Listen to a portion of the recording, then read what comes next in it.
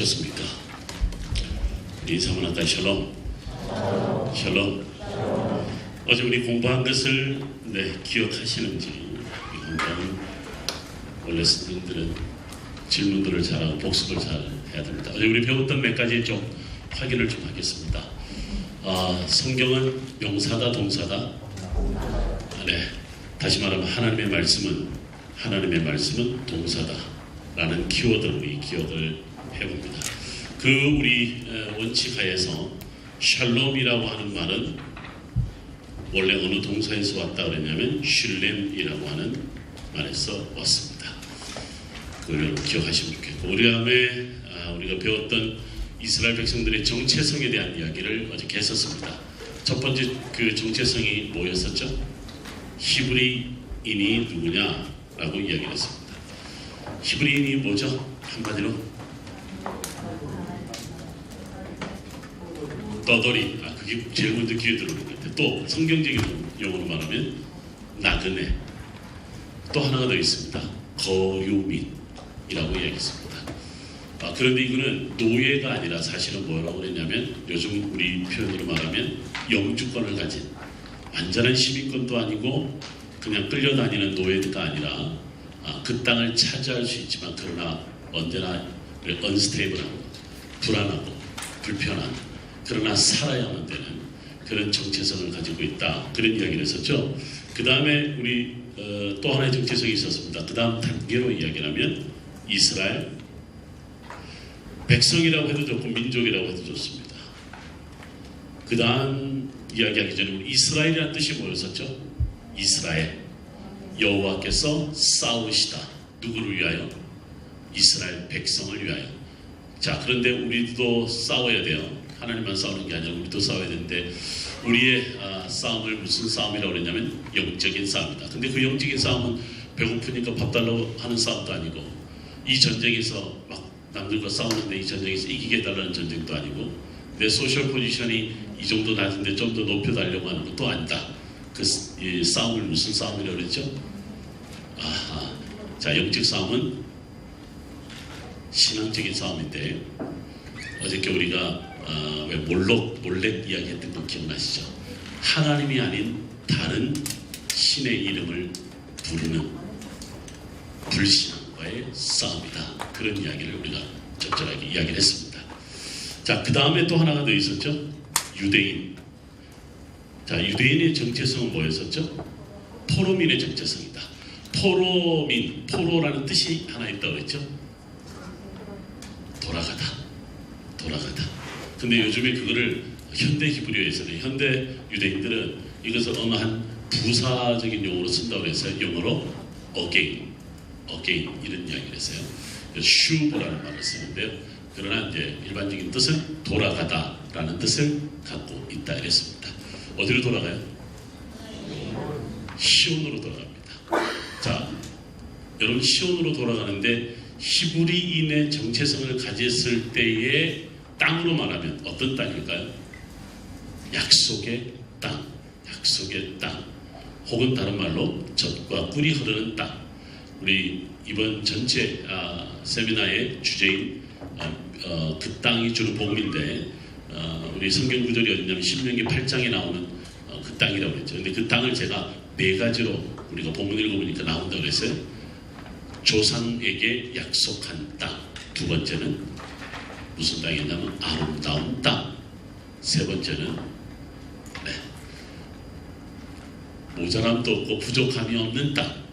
네 번째는 옥토. 성경이 나옵니다. 신명기 8장 1절부터 10절까지. 그렇게 보면 이 유대인의 정체성은 결국은 어디로 가는 거예요? 히브리인의 정체성으로 다시 가는지도 모를 겁니다. 그런데 보니까 또 약속의 백성이 되는데 또 흩어진다. 이렇게 하나의 패러다임을 형성을 하는 것을 볼 수가 있어요. 이것을 학자들은 전문적인 용어로 뭐라고 그러냐면 구속사적 신앙, 이렇게 이야기해요. 구원의 역사적 신앙, 이런 이야기를 한답니다.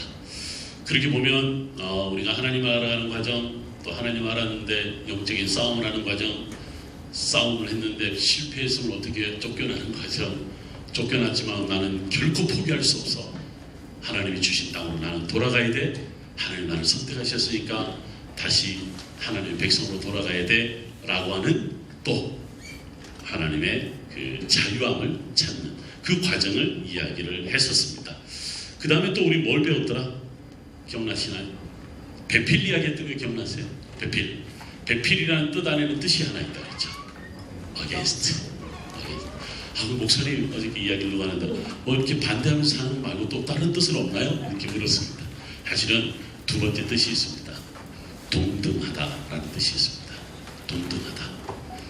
부부싸움 하는데 제일 기분 나쁜 게 뭐죠? 제가 사실은요 지방에 강연을 많이 하러 가는데 한 번은 용산역에서 이렇게 아침 이런 시간에 기차를 타려고 서 있는데 아침 방송 뭐 아침마당 이런 걸 해요. KBS에서 그날 주제가 이제 남편과 아내 부부관계에 대한 이야기를 하는데 그 앵커들이 이런 이야기합니다.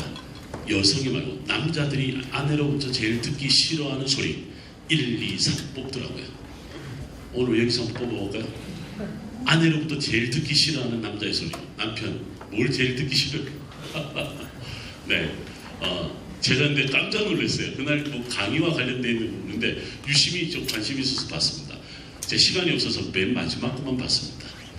맨 마지막이 무슨 말이었냐면 아내가 남편한테 하는 말이 당신이 뭐 할 줄 알아? 이 말 들을 때 남자들이 제일 죽었다는 거라. 근데 가만히 생각해보니까 남자들도 그 소리를 할 줄 하죠. 니까짓 게 뭐라고? 그렇죠. 자존심 구겨질 때는 구겨지는 거지. 여러분 이게 뭐냐면 부부관계를 무너뜨리는 아주 참 하지도 말아야 되고 듣기 싫은 말인데 자주 하게 돼요. 너가 뭘 할 줄 알아? 이런 이야기를 하죠. 이게 바로 동등한 관계를 무너뜨린다. 이런 하나의 의미죠. 그래서 배필이라고 하는 말에는 against만 있는 것이 아니라 동등하다. 이런 우리 쌤쌤이다. 그런 이야기하죠. 어른들은 잘 압니다. 세 번째 또 있어요. 이왕 나온 김에 끝까지 가요. 두 개만 더 있습니다. 세 번째 무슨 뜻이 있냐면 면전에서 라는 뜻입니다. 면전에서 face to face. 부부가 싸우는 잠자리에서 어떡하죠? 얼굴 안 봅니다. 결혼하는 처자들, 총각들은 잘 모릅니다. 여러분들은 지금 평생 살면 얼굴 보고 살 것 같죠? 보고 사는 날은 별로 얼마 안 됩니다. 곧 돌아서게 됩니다. 얼굴이 어디 있는지도 모릅니다. 얼굴이 어디 있는지도 모릅니다. 그래서 배필이라고 하는 것은 face to face, 얼굴을 마주보고 산다. 면전에서 그런 뜻이 있습니다. 여기까지만 제가 이야기하는데요. 여러분 요나서에 보면 1장에 보면 요나가 여러분들 기억나시죠? 하나님이 어디로 가라는데 어디로 도망을 가요? 니느웨로 가라 그러죠. 니느웨가 제가 오늘날 어디라고요? 모술이라고 이야기했거든요. 근데 어디로 도망을 가요? 다시스로 도망가요. 다시스가 어디예요? 스페인이라고 그래요.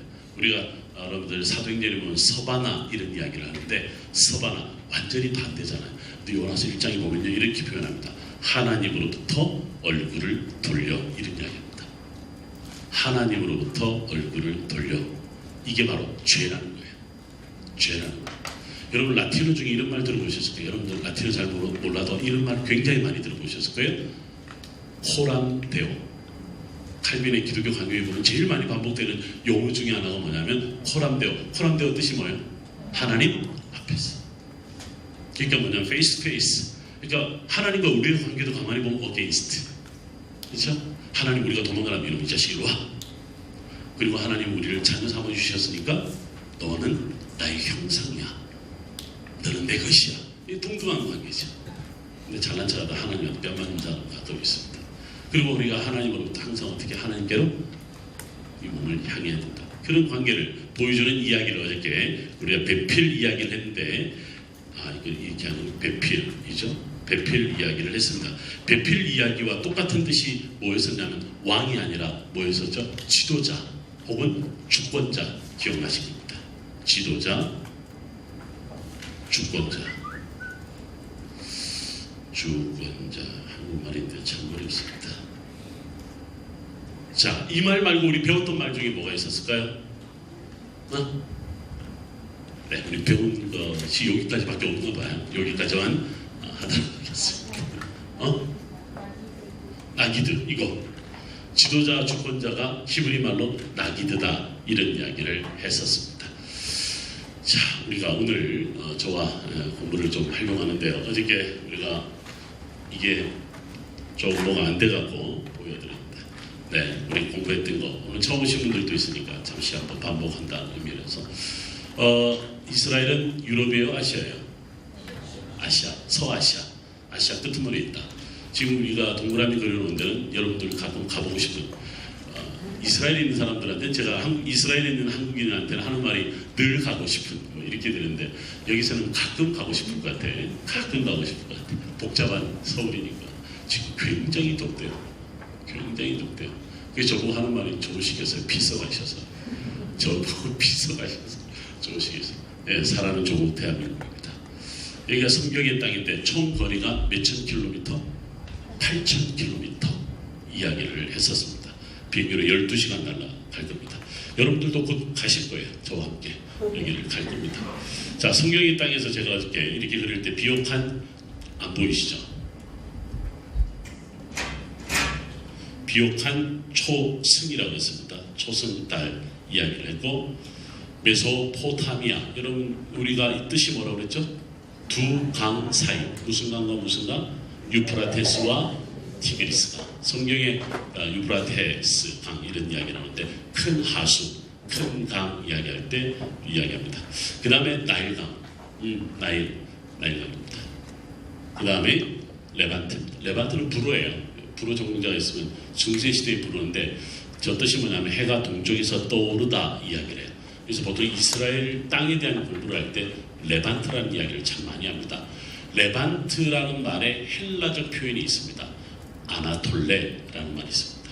혹시 들어보셨나요? 아나톨레. 여러분 오스만 터키, 오늘날 터키입니다. 오늘날 터키를 오스만 터키 시대 때 뭐라고 불렀냐면 그 대륙을 아나톨리아라고 불렀습니다. 아나톨리아 바로 아나톨레에서 온 거죠. 즉 해가 동쪽에서 떠오르다 이런 이야기를 합니다. 여러분 이것이 나중에 영어식 표현을 가면 오리엔탈 이렇게 됩니다. 오리엔테이션, 오리엔탈리즘 이렇게 가게 되면서 이게 동양과 서양 이런 개념이 됐습니다. 지중해, 여러분들 우리가 지중해를 메디테리안 이렇게 이야기를 하는데 오늘날 이스라엘을 비롯한 뭐 이란, 이라크, 이란은 자기들은 절대 그런 이름은 안 쓴다 그러는데요. 아랍 사람이다 이런 말을 안 쓰는데 보통 우리 아랍 지역을 뭐라고 그러냐면 미들 이스트라고 합니다. 미들 이스트, 중동이라고 해요. 여러분 고대에는 그 땅을 뭐라고 불렀냐면 니어 이스트 이렇게 불렀습니다. 그래서 근동 이렇게 불렀어요. 중동이나 근동은 같은 개념으로 보시면 됩니다. 우리 한국은 뭐라고 그러죠? 이스트는 이스트인데 far east 이렇게 부릅니다. 그러니까 전부 다 이스트죠. 무엇을 기준으로 이스트냐라는 거죠. 바로 그리스 땅을 중심으로. 어저께 우리 역사 공부할 때 알렉산더 대왕의 이야기를 할 때 그 시대 이후부터 우리가 이스트라는 개념이 생긴다. 그래서 동양, 서양 요 이야기를 우리가 했던 적이 있습니다. 그런데 보면 우리가 오리엔탈리즘이라고 하는 세계 역사를 공부하면요. 지금 제가 알려드린 이 이야기를 반드시 먼저 다루게 됩니다. 그 다음에 다루는 이야기가 뭐냐면 페르시아 제국 이걸 다루게 되고 조금 더 가면 인도 그 다음에 중국 이런 이야기를 하죠. 이게 오리엔탈리즘의 이야기인데 근데 사실은 오리엔탈리든 뭐 이스트 동방의 이야기든 모든 이야기는 지금 제가 말하는 이 중심으로 이루어지는 것을 봅니다. 저 중심에 이스라엘이 있다 이렇게 이야기를 합니다. 이스라엘 땅이에요. 이스라엘 땅인데 제가 어저께 이게 포인트는 따로 되어 있지 않았는데 제일 북쪽에 있는 산 이름이 무슨 산이라고 그랬죠? 헐몬산. 헐몬산에서 쭉 내려오는데 보니까 제일 위에 있는 호수가 하나 있어요. 무슨 호수? 갈릴리 호수라고 이야기를 했고 밑에 있는 바다는 뭐라고요? 사해. 사해는 성경에 나오지 않는 용어라고 그랬어요. Dead Sea라고 하는데 성경에는 염해. 이스라엘 가면요 사해에서 수영을 하게 될 겁니다. 곧 하게 될 겁니다. 여러분들 1월 달에 가든 4월 달에 가든 제가 우리 교회 이름이 참 우리 교회는 제가 사해 옆에 있는 호텔에다가 재울 예정입니다. 하는 거 봐서. 네, 거기는 그 안에 사해물을 끌어당긴 온천도 있고요. 그 다음에 바로 나가면 바닷가에 있어서 사해를 수영을 할 수 있는데 염분이 여름에는 35%까지 올라갑니다. 겨울에는 비가 많이 내릴 때는 약 28% 혹은 25%까지 떨어집니다. 그러니까 계속 비가 오니까 물이 들어가니까 이 염도가 떨어지는 거죠. 35% 감이 안 잡힐 겁니다. 여러분들 제가 아는 기준에서 태평양 바다의 염분은 약 3%에서 4%입니다. 지중해 바다의 염분은 6%에서 7% 정도가 됩니다. 그런데 뭐 얼마나 짠 걸 알 수가 있겠죠. 근데 여러분 35% 정도가 되면 여러분 전혀 수영 못 하시는 분들도 무릎 정도의 바다만 들어가도 몸을 이렇게 눕잖아요. 침대에 눕듯이 눕으면 싹 뜨게 돼 있습니다. 옛날에 지금 돌아가셨나? 그 왜 중국에 배가 이만큼 나오셨던 그 있잖아요. 주석 있어요. 그 양반이 이스라엘 방문했어요. 뜨더라고요. 그 양반도. 근데 그 주변에 뭐 혹시 테러가 있을까봐 다 경기 다 막아버렸는데 역시 그 왜 있죠? 왜 몰래 사진 찍는 애들. 걔네들이 찍었는데 배가 이렇게 볼로 올라왔더라고. 근데도 뜨더라고. 여러분들도 가서 뜨게 될 겁니다. 사회와 관련된 일화는 고대로부터 지금까지 참 많은 이야기가 고대 문헌에 나타나 있습니다. 오늘 우리 점심 식사할 때 장로님들한테 제가 무슨 이야기를 해드렸냐면 클레오파트라 이야기를 해드렸습니다. 클레오파트라가 헤롯이 왕이 될 때 도움을 줬었어요. 클레오파트라와 헤롯은 동시대 사람입니다. 정확하게 말하면 클레오파트라 7세라고 그러죠. 프톨레미 왕조 제일 마지막. 그래서 헤롯에게 왕이 되도록 도와주면서 나한테 두 가지를 줘라. 하나는 요빵하고 하나는 사해를 줘라. 이렇게 요청합니다. 실제로 사해 관할권이 클레오파트라에게 있었습니다. 양반이 죽을 때까지. 주전 31년에 죽는데 그때까지 넘겨줬었죠. 그래서 우리가 하는 말이 뭐냐면 이스라엘에서 하는 말이 있습니다. 클레오파트라는 미인이 아니었다. 피부가 좋았다. 사해에서 수용하면 클레오파트라의 피부를 가질 수가 있습니다. 헤롯 대왕의 아들에게 3명이 있었죠. 여러분 신약 성경에 헤롯이 몇 명이 등장하냐면 총 6명이 등장합니다. 헤롯 대왕 죽고 난 다음에 땅이 분할돼서 제가 나중에 보여드릴 텐데 헤롯, 아켈라오, 안티파스, 빌립 이 아들이 죽고 난 다음에 아그리빠 1세, 아그리빠 2세 그 중에 꽤 괜찮은 헤롯은 딱 한 명이었습니다. 헤롯 아그리빠 1세. 근데 얘는 일찍 죽어요. 무엇으로 죽냐면 피부병으로 죽어요. 그래서 이 사람이요 요세푸스 기록에 보면 매일 사해에 와서 몸을 담그고 피부를 치료하고자 했다 이렇게 나옵니다. 그래서 사해는 역시 우리 몸을 깨끗하게 해주어서 미인만 만들어주는 게 아니라 관절염에도 좋고 피부병에도 좋다. 그래서 사해 수행에 오면 모든 무좀이 사라질지어다 이러면서 무좀 있는 사람들 막 들어갑니다. 자, 근데 그만큼 염도가 높다는 거예요. 여기에 이제 사해로 흘러나오는데 우리가 지금 봤을 때 제일 왼쪽에 있는 게 지중해고 그 다음에 헐몬산에서 사해로 이루어지는 이 지역에서 오른쪽이 바로 요단 동편 산지 오늘날의 요르단입니다. 요르단이고 지금 보시는 오른데서 조금 더 밑으로 가보면 여러분 그 유명한 페트라도 있는 거죠. 요르단의 페트라를 아십니까? 네, 알긴 알아요. 가보진 않아도 페트라 하면 페트라 밑에 뭐 제가 사진을 따로 준비하진 않았는데 남쪽의 광야에 가면 지금 보시는 광야를 정확하게 보이지 않고 밑에 광야는 빼놓은 채 지형도가 만들어져 있는데요. 영화 좋아하시죠? 아라비안 로렌스라는 영화 혹시 1964년도 영화 본 적이 있습니까? 안소니 퀸이 나온 아라비안 로렌스의 촬영 장소가 어디였냐면 바로 페트라 남쪽에 있는 엄청난 광야, 우리가 아라비아 광야 이렇게 부릅니다. 사도 바울이 도망가서 3년 동안 머물렀다라고 하는 여기를 모르면 우리 젊은 친구들은 트랜스포머 2를 본 적 있죠. 네, 트랜스포머 2에 보면 갑자기 이 엄청난 기계 덩어리가 도시에서 싸우다가 광야로 툭 나가서 뒹굴 뒹굴어요. 거기가 바로 페트라 남쪽인 와디 롬이라고 하는 유명한 광야, 아라비아 광야입니다. 혹시 그것도 또 공부와 또 기도와 말씀에 전념하다 한번 보셨으면 최근에 혹시 이런 영화 보셨습니까? 마션. 화성에 왜 뭐 이렇게 불시착해서 어쩌고저쩌고 하는 이야기입니다. 완전히 화성같이 생긴 데가 거기서 촬영을 했습니다. 그 영화도 거기서 촬영을 했습니다. 혹시 또 그걸 모르시면 드라마 미생이라는 거 아십니까? 미생이 김성민이하고 그 있잖아요. 요즘 뜨는 남자. 무슨 시호? 임시완인가 뭐 있잖아요. 걔하고 같이 등장해서 왜 우와 하고 하는 분이 페트라에 나오는 장면. 그 장면을 어디서 본다는 줄 아세요? 인디아나 존스 1의 해리슨 포드가 성별을 찾아서 하면서 갑자기 확 한 게 나옵니다. 지금 제가 본 영화나 드라마 말하는 것 중에서 본 것이라도 하나만 있으면 이게 뭐지?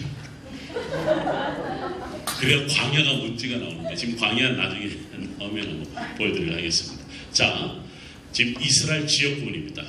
여러분들이 제가 목사님만 들으니까 성경이 읽혀지네 라고 하는 이해실 사모님 책 갖고 공부를 하는데 저 밑에서 공부하는 분들 중에 전문 강사들이 있으세요.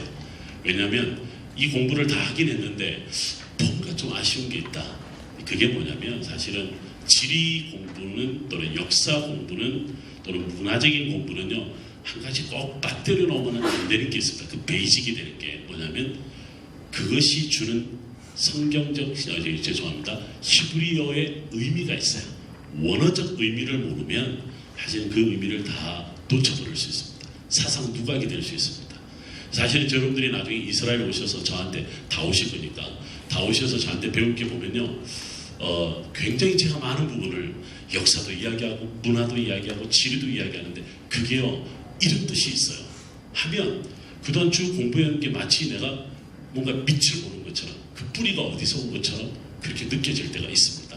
느껴질 때가 있습니다.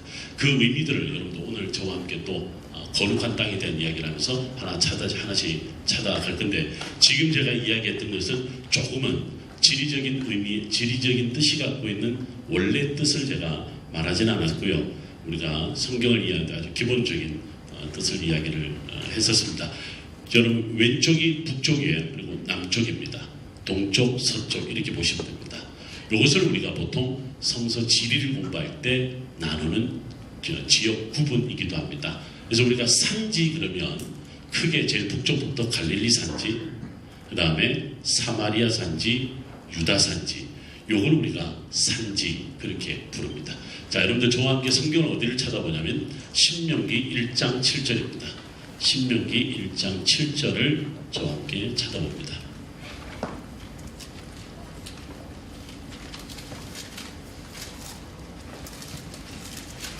신명기 1장 7절에 보면 혹시 신명기 뜻이 혹시 무엇인지 아시는 분?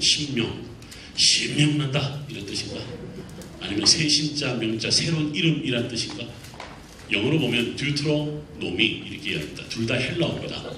듀트로노미 뭐냐면 secondary law라는 뜻입니다. secondary law 두 번째 들려준 하나님의 말씀 이런 뜻을 갖고 있습니다. 그럼 첫 번째가 뭘까? 그거는 제가 곧 말씀을 드릴 텐데요. 신명기는 1장부터 34장까지 되어 있는데 모세의 세 가지의 설교로 이루어져 있습니다. 근데 이 1절부터 5절까지 읽어보면요, 이런 이야기예요. 모세는 가나안 땅에 들어가요? 못 들어가요? 못 들어갑니다. 들어가기 전에 이스라엘 백성들을 어느 한 장소에 다 불러 모아놓고 마지막 설교를 해요. 여기를 우리가 가볼 거예요. 모세가 마지막으로 서서 1장 1절에 보면 아라바 광야에서 이렇게 나와요. 그리고 1장 5절에 보면 모압 평지에서 이런 말이 나옵니다. 여기에서 34장까지 세 번에 걸쳐서 설교를 합니다. 마치 3일 동안 부흥회를 하는 것처럼 그렇게 들려준 말씀입니다. 이왕 나온 김에 신명기 말씀의 가장 핵심이 뭐라고 제가 어제 알려드렸는데 안 알려드렸구나. 제가 곧 오늘 PPT 하나 잘 보여드릴 텐데 여러분들이 신명기 6장 4절 5절에 보면 들으라 이스라엘아 여호와 하나님은 한 분 하나이십니다. 이렇게 나옵니다. 여러분들 제가 어제 잠깐 언급했는지 모르겠습니다만 유대인 가정에 가보신 분, 회당에 가보신 분, 네, 나중에 혹시 주이시 가정에 여러분들 가면 집안에 들어갈 때 문설주에 뭐가 붙어져 있습니다. 여러분 뭐가 붙어져 있어요? 비스듬하게 무슨 짝대기 같은 게 많아 붙어져 있을 겁니다. 그거를 뭐라고 그러냐면 매주자 매주 생각하면 됩니다. 매주자라고 하는데 거기 안에 조그마한 통 안에 뭐가 들어있어요. 그게 뭐냐면 신명기 말씀이 들어있어요. 근데 그 매주자라고 생긴 이렇게 보면 무슨 글자 하나가 볼록 튀어나온 게 있습니다. 어떻게 생겼냐면 글자를 표현하면 이렇게 생겼습니다. 칠판이 있으니까 좋아요. 이렇게 생겼습니다. 삼지창처럼 생겼습니다. 한번 따라가요. 쉰이라고 하는 글자인데요. 여러분 혹시 오른손을 펼쳐서 이렇게 됩니까? 이렇게. 한국 사람은 태생적으로 이게 잘 됩니다. 안 되시는 분은 한국 사람이 아닐 수 있다는 생각을 하셔야 됩니다. 요게 사실은 둘쪽받아야 됩니다. 요렇게. 네. 네, 이게 뭐냐면 자 보세요. 이게 어떻게 생겼어요? 지금 저 글자하고 비슷하죠. 쉰이라고 하는 히브리의 22개의 알파벳 중에 하나인데요. 여러분 이거 제가 왜 알려드리냐면 대제사장들이요 제물을 앞에 두고 기도할 때 축복 기도를 합니다. 이 두 손을 다 이렇게 펼칩니다. 이렇게. 그리고 이걸 갖다 머리에 손을 얹어요. 양이나 염소나 소 위에다가 올리는데 이때 하는 제일 먼저 하는 기도가 뭐냐면 쉐마 이스라엘 아도나이 엘로헤이누 에하 이렇게 기도합니다. 이게 그 유명한 쉐마 기도입니다. 쉐마 기도입니다. 여러분들 유대인들이 쉐마 기도를 오늘 제가 어떻게 하는지 보여드릴 텐데 아주 태어날 때 제일 먼저 아이가 듣는 소리가 쉐마 기도입니다. 죽을 때 죽은 사람은 듣을 수는 없지만 죽은 사람에게 마지막으로 들려주는 기도가 쉐마 기도입니다. 아버지가요 아들한테 야야 기도하자 그러면 들려주는 기도가 신명기 6장, 7장, 8장을 그렇게 들려주기도 합니다. 여러 가지 본문들이 있죠. 자, 제가 이제 이야기하는 것은 7절에 있습니다. 모세가요, 나는 가지 못하지만 너희가 가나안 땅에 들어가면 이 땅을 점령할 거야 라고 1장 7절에서 이야기를 해주는 겁니다. 자, 여러분들 1장 7절에 보면 뭐 다른 이야기가 있는데 방향을 돌려 행진하여 아모리 족속의 산지를 가고 그 근방 곳곳으로 가고 자, 첫 번째 나타나는 게 아라바입니다. 아라바. 자, 여기 지금요 앞에 보시면 슬라이드에서는 이 아라바가 없고요. 제가 그 염해라고 하는 그 위에 전체 지역 구분 이런 게 있죠. 저희가 요르단이에요. 요르단인데 그 오른쪽으로 가면 바로 오늘 아까 제가 말씀 페트라, 와디럼 이 지역이 바로 아라바 광야입니다. 아라바. 그 다음에 사해를 우리 성경에서는 염해라고도 하고 다른 말로 뭐라고 그러냐면 아라바의 바다 이렇게 이야기를 하고요. 그 다음에 제가 오늘 금방 1장 1절에 뭐라 했냐면 모세가 마지막으로 설교했던 광야 이름이 뭐라고요? 아라바 광야 이런 이야기를 했습니다. 아라바가 여기 있습니다. 아라바 어디서 많이 들어봤어요? 사우디 아라비아하고 똑같은 말이고요. 아랍어, 아랍사람, 아라비아, 아라바 다 똑같은 말입니다. 여러분 이 뜻이 뭐냐면 이 영어로 이야기를 할게요. 이 영어 잘하시는 분들 앞에서 이 발음이 좀 거시기에도 dry land예요. dry land 건조한 땅이라는 뜻을 갖고 있습니다. 그러니까 아라비아, 아랍사람, 아랍어 그 땅 이름과 관련해서 그 중동의 뭔가 특징을 나타내는 것을 볼 수가 있는 거죠. 아라바가 바로 척박한 땅, 건조한 땅, 광야의 몇 가지 심볼적인 용어가 있는데 그 중에 하나가 뭐냐면 바로 아라바입니다. 아라바 다음에 두 번째가 뭐죠? 지금 제가 말하려고 하는 산지가 여기 있습니다. 여러분 여기 산지나 평지나 아라바는 아무 데서나 가나 보는 산지나 이게 아니에요. 고유한 지역입니다. 지금 보시면 산지가 중앙산지인 거죠. 중앙산지. 그 다음에 세 번째가 뭐죠? 해안이라고 보이죠? 아닌가? 평지. 평지는 또 나중에 또 이야기하겠고요. 그 다음에 뭐냐면 네겝 이렇게 나옵니다. 네겝도 제가 나중에 다시 나오네요. 네겝부라고 나오죠. 네겝 바로 저 지역을 이야기합니다. 그 다음에 해변입니다. 마지막으로 하나. 해변이 어디냐면 지금 보시는 것처럼 블레셋 평야, 샤론 평야, 아코 평야 이렇게 이야기를 합니다. 제가 오늘 또 그 점심 식사하면서 계속 제가 별 이야기를 많이 했는데요. 제 숙소 너무 좋은 숙소 앞인데 제가 딱 나오는데 어제는 못 봤거든요. 오늘 딱 나오는데 백향목이 쫙 있는 거예요. 팔라멘트라고 하는 그 길을 가는 그 다리 넘어서 제 숙소가 있는데 보니까 그게 전부 다 양쪽에 있는 나무들이 소나무같이 생겼을 거예요.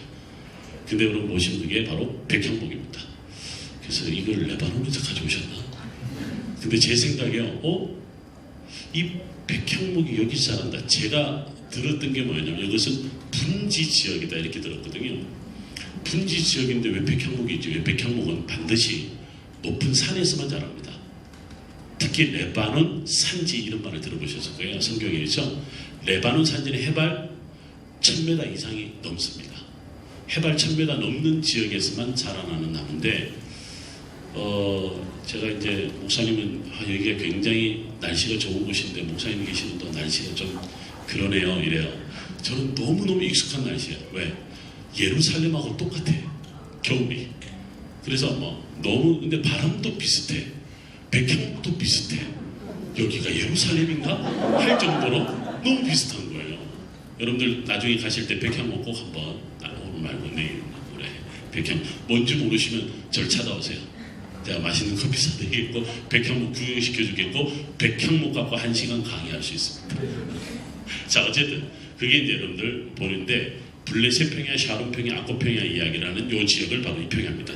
바꿔 말하면 가나안 땅, 적과 꿀이 땅 이렇게 이야기를 했지만 이 땅이 뭐냐라고 하는 것은 1장 7절에서 말하는 거예요.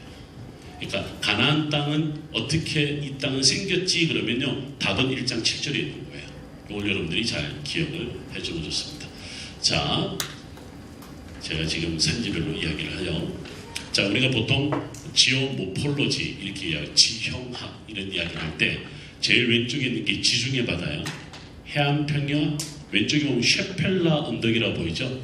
저것이 바로 쉐펠라가 우리말로 번역하기를 평지라고 번역했습니다. 아까 1장 7절에 평지라고 번역을 했고 분수령이라고 하는 지역이 예루살렘 지역 산지 지역입니다. 해발 800m 에발산 그리심산의 해발 900m 여러분들이 곧 저와 함께 그 길을 갈 겁니다. 그리심산 에발산을 가서 보게 될 텐데 그런데 유대 광야하고 염해 보세요. 마이너스 400m입니다. 그러니까 분수령에 나오는 산지에서 비가 내리면 엄청난 양의 물이 사해로 흘러 들어갑니다. 여러분 지금 이 지형적으로 보면 얼마나 많은 물이 흘러 내려가는지를 볼 수가 있는데 그런데 특이한 것은 예루살렘에 비가 내리면요 80%의 물의 양이 지중해 쪽으로 흘러갑니다. 그런데 홍수가 일어나지 않아요. 근데 20%의 비가 내리는데 20%가 사해 쪽으로 흘러가요. 동쪽으로. 근데 엄청난 홍수가 일어납니다. 여러분 홍수가 어느 정도냐면요. 대형 버스. 여러분들이 가서 나중에 타시게 될 버스가 59인승일 거예요. 59인승 버스가 넘어갑니다. 쓸려서. 그 정도로 홍수가 심합니다. 물론 이 낙차가 또는 여러분 기울기가 굉장히 심하게 기울어져 있다. 이것도 있지만 이유가 하나 있는데요. 이스라엘 땅은 80%가 영어로 라임스톤이라고 해요. 석회암으로 되어 있습니다. 석회암으로 되어 있는데 동쪽과 서쪽의 석회암이 달라요. 바꿔 말하면 서쪽, 제가 바다 쪽으로 말하는 석회암은 연석회암입니다. 소프트 라임스톤이라고 이야기를 하고 이쪽은 아주 스트롱해요. 비가 내리면 소프트한 지역은 물이 어떻게 해요? 파고 들어가죠. 여러분들 우리 화학 전공하는 사람 알겠지만 물과 H2하고 칼슘하고 만나면 부글부글 끓는 것처럼요. 아주 그 지역이 석회동굴을 만들어내요. 대부분 다 비 때문에 석회동굴이 만들어지는데 이 서쪽 지역 쉐펠라 지역은 엄청난 동굴이 만들어져요. 그러니까 비가 내려가면 다 끌로 들어가는 거예요. 여러분 그런데 동굴이 얼마나 많은지 몰라요. 그런 동굴에 이름이 붙여져 있는데 한 동굴 이름이 아둘람굴. 아둘람굴 여러분 어디서 들어봤죠? 다윗이 도망 다닐 때 400명이 숨어들었는데 기억나시죠? 바로 거기가 아둘람굴인데 우리가 아둘람굴 갈 거예요. 근데 거기서도요 영화를 하나 찍었어요. 그 동굴에서 밧줄을 타고 내려오면서 총을 막 쏘는 람보 3를 거기서 찍었습니다. 람보 3를 거기서 찍었습니다. 그래서 제가 람보가 내려오던 그 동굴을 데려다 줄 거예요. 한번 나중에 직접 가 보실 겁니다. 근데 이쪽은 뭐냐면 말씀드린 스트롱이에요. 그러니까 물이 어떻게 땅속으로 스며들지 못한 채 표면을 따라서 그대로 지표를 따라서 흘러가니까 엄청난 물이 사이로 흘러들어갑니다. 근데 여러분 여기서 뭐 하나 생각나는 게 있어요. 제가 성경 시간 때문에 찾지는 않겠습니다. 에스겔 47장에 보면요 유명한 성전 환상 이야기가 나와요. 성전의 문지방에서 물이 스며 나와 동쪽으로 흘러가는데 기드론을 그르고 아라바를 거쳐서 바다로 흘러가요. 근데 그 물이 직역을 하면 쫄쫄쫄 나오는 거예요. 쫄쫄쫄 나오는데 발목에 이르고 무릎에 이르고 허리에 이르러서 강이 되었더라. 넘어가지 못할 강이 되었더라. 그런데 그 바다가 어떻게 되냐면 되살아나니라 이렇게 나옵니다. 여러분 이 바다가 뭐냐면 사해입니다. 여러분 되살아나다는 것에 직역을 하면 뜻이 뭐냐면요 고침받다는 뜻입니다. 히브리 말로 여러분들 여호와 라파이라는 게 들어보셨죠? 치료의 하나님 그러죠. 오늘날 유대인들은 닥터, 메디컬 닥터를 로페 이렇게 부릅니다. 라파에서 로페, 이런 말을 쓰는 거죠. 유대인들 이름 중에 알렉산더 로페, 유명한 학자 중에 이름도 있습니다. 메디컬 닥터를 로페라고 부르는 거죠. 이게 무슨 말이냐면요, 되살아난다는 말은 고침받는다는 건데, 그런데 무슨 말이냐면요, 사회로 물이 계속 흘러 들어가면 영도가 점점 줄어드는 거예요. 왜냐하면 사회의 물은 들어오는 물이 100% 민물입니다.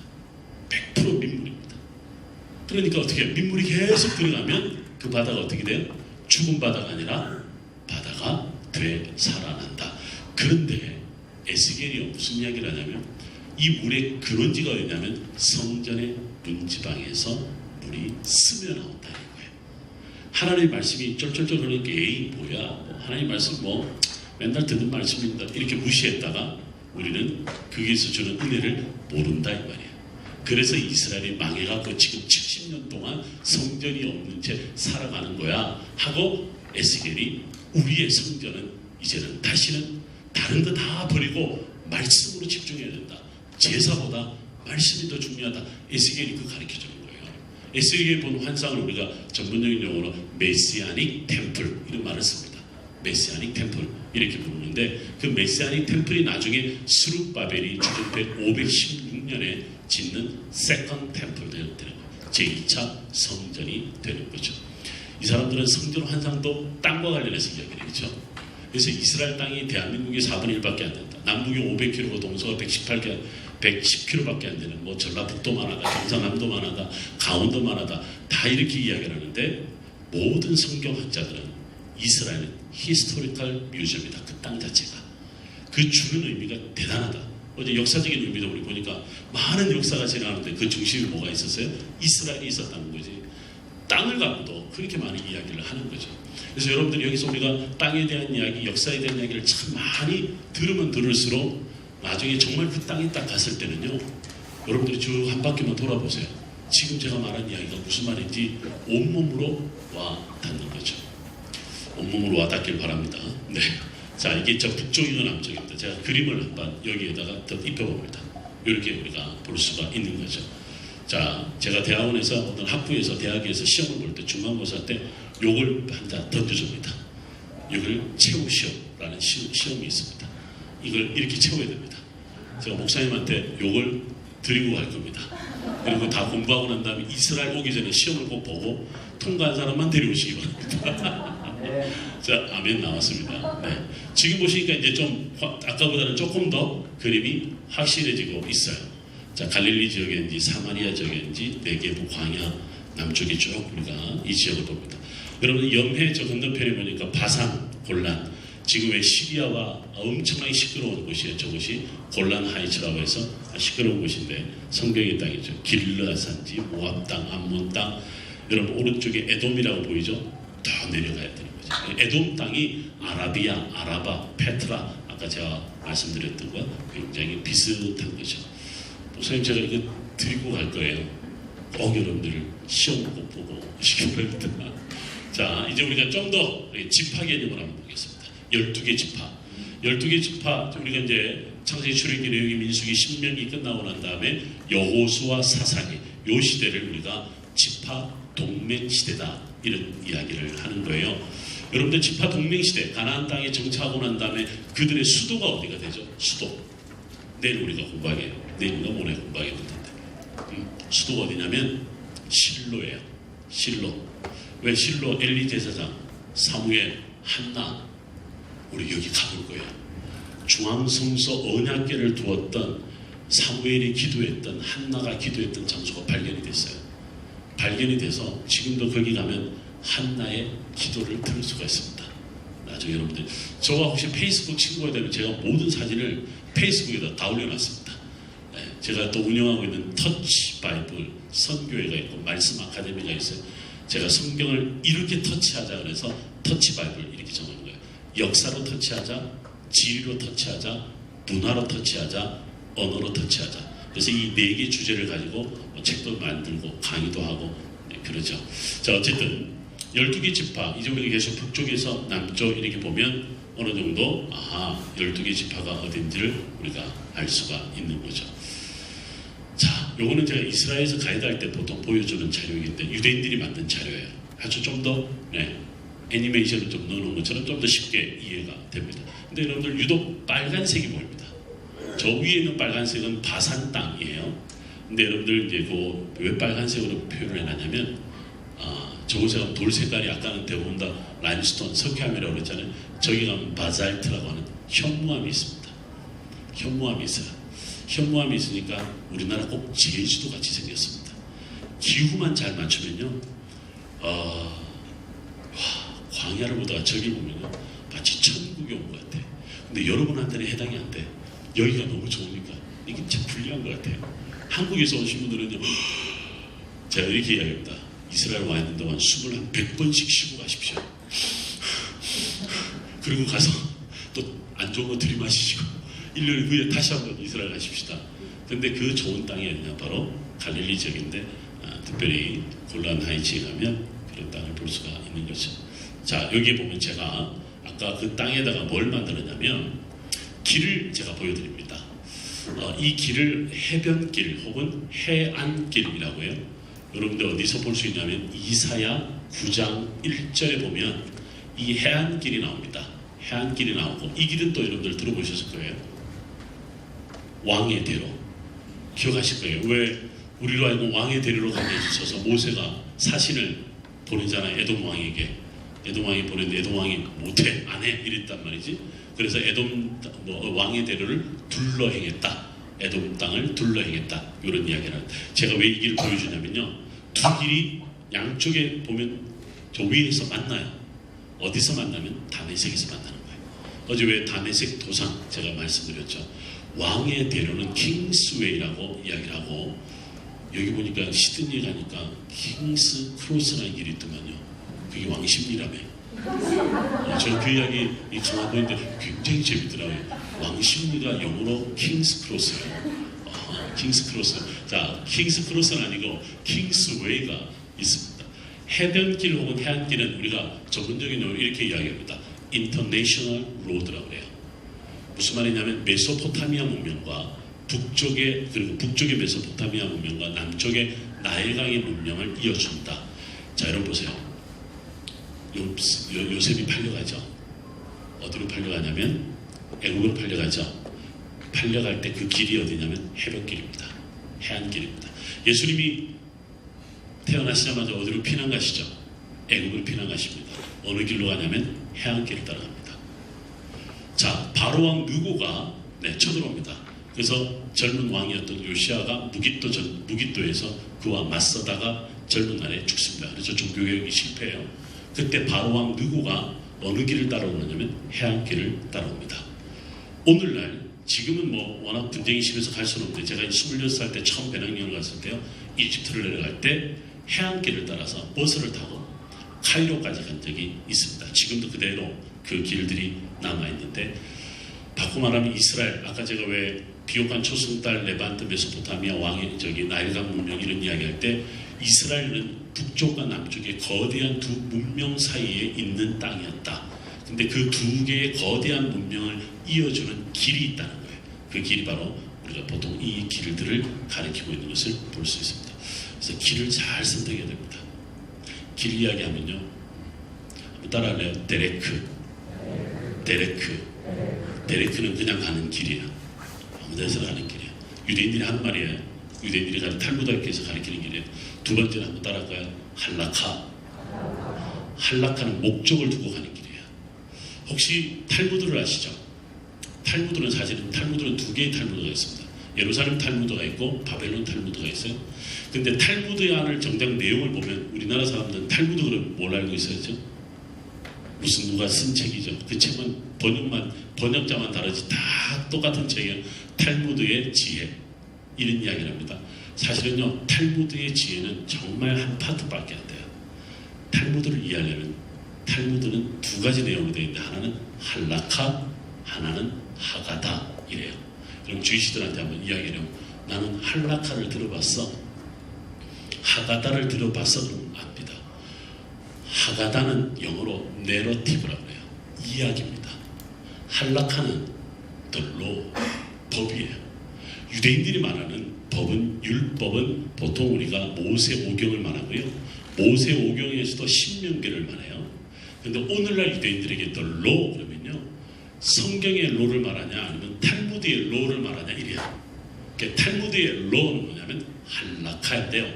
할라카, 이건 직접으로 말하면 어떻게 걸어갈 것인가라는 뜻입니다. 어떻게 걸어갈 것인가. 그래서 유대인들이 2000년 동안 디아스포라 생활하면서 항상 랍비들이요, 이 어려운 시대에, 고통받는 시대에, 억압과 질국의 역사 가운데 마녀 사냥할 때 유대인들만 다 죽였죠. 흑사병 돌면 유대인들 때문에 그랬다고 그랬죠. 여기 히틀러가 600만을 죽였죠. 600만 가운데 여러분 아세요? 어린아이가 150만 명이에요. 어린아이가 150만 명입니다. 엄청난 사람들이 죽었어요. 여러분, 우리 이스라엘에 지금 계획하고 있는 목사님은 이스라엘만 10일 동안 보려고 해요. 홀로코스트 뮤지엄에 가면요, 전 세계 많은 홀로코스트 뮤지엄이 있지만 유대인들의 이스라엘의 오리지널 홀로코스트 뮤지엄을 꼭 가볼 만합니다. 근데 어쨌든 그런 엄청난 역사를 경험할 때 그들 속에 늘 간직했던 게 뭐냐면요, 탈무드예요. 탈무드 뜻이 뭐냐면 to study, 공부한다는 뜻이에요. 유대인들 지독하지 않아요? 공부하는 게 그들의 삶이에요. 그래서 끊임없이 어떻게 걸어가야지, 걸어가는 이야기를 내 자녀에게, 내 이웃에게 어떻게 말하지, 이걸 모아놓은 게 뭐라고요? 탈무드예요. 너무 멋지잖아요. 탈무드는 두 파트로 이루어졌다. 하나는 할라카, 하나는 하가다. 할라카가 길인데요. 그런데 그 길을 걸어가는데, 잘 들어보세요. 아까 제가 모세오경을 법이라고 그랬잖아요. 모세오경을 유대인들은 히브리어로 뭐라고 그러죠? 토라라고 그래요. 토라. 여러분 잘 보세요. 토라의 뜻이 있어요. 토라의 직접적인 뜻이 뭐냐면 영어로 슈팅이라는 뜻이에요. 슈트. 어떤 목적을 향해 쏘는 것을 슈트. 이게 바로 토라예요. 그러니까 유대인들이 말하는 토라의 삶을 어떻게 우리가 오늘에 적용하지? 라는 법 이야기가 할라카. 토라를 어떻게 가르치지, 할라카를 어떻게 가르치지 모아놓은 게 하가다. 이 모든 삶은 뭐예요? 어디론가 목적을 향해 살아가는 것을 봅니다. 그래서 유대인들은요, 이렇게 살아가고 멋지게 살아가는데 항상 그들에게는 관역이 있습니다. 관역을 향해 살아가는 그 삶을. 그게 뭘까요?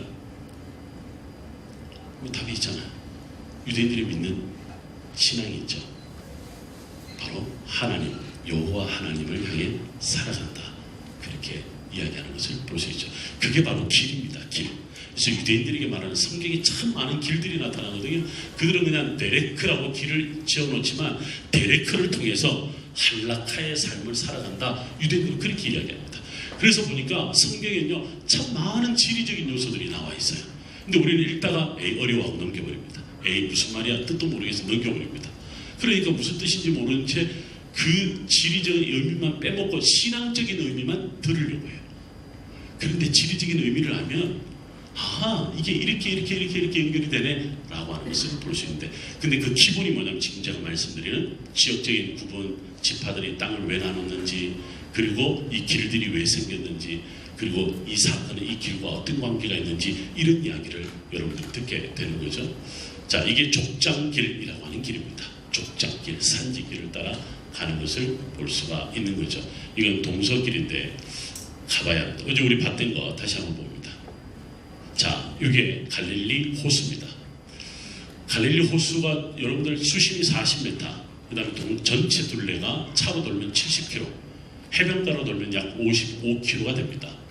지금 여기 제가 이제 찍은 사진인데요. 어저께 우리 이야기하다가 무슨 이야기를 했냐면 베드로 생선 이야기했습니다. 베드로 생선. 이스라엘에 가면 베드로 생선 한 마리를 잡아먹을 거예요. 베드로 생선인데 예전에는 가버나움에서 먹었어요. 요즘에서는 어디서 먹냐면 막달라에서 먹어.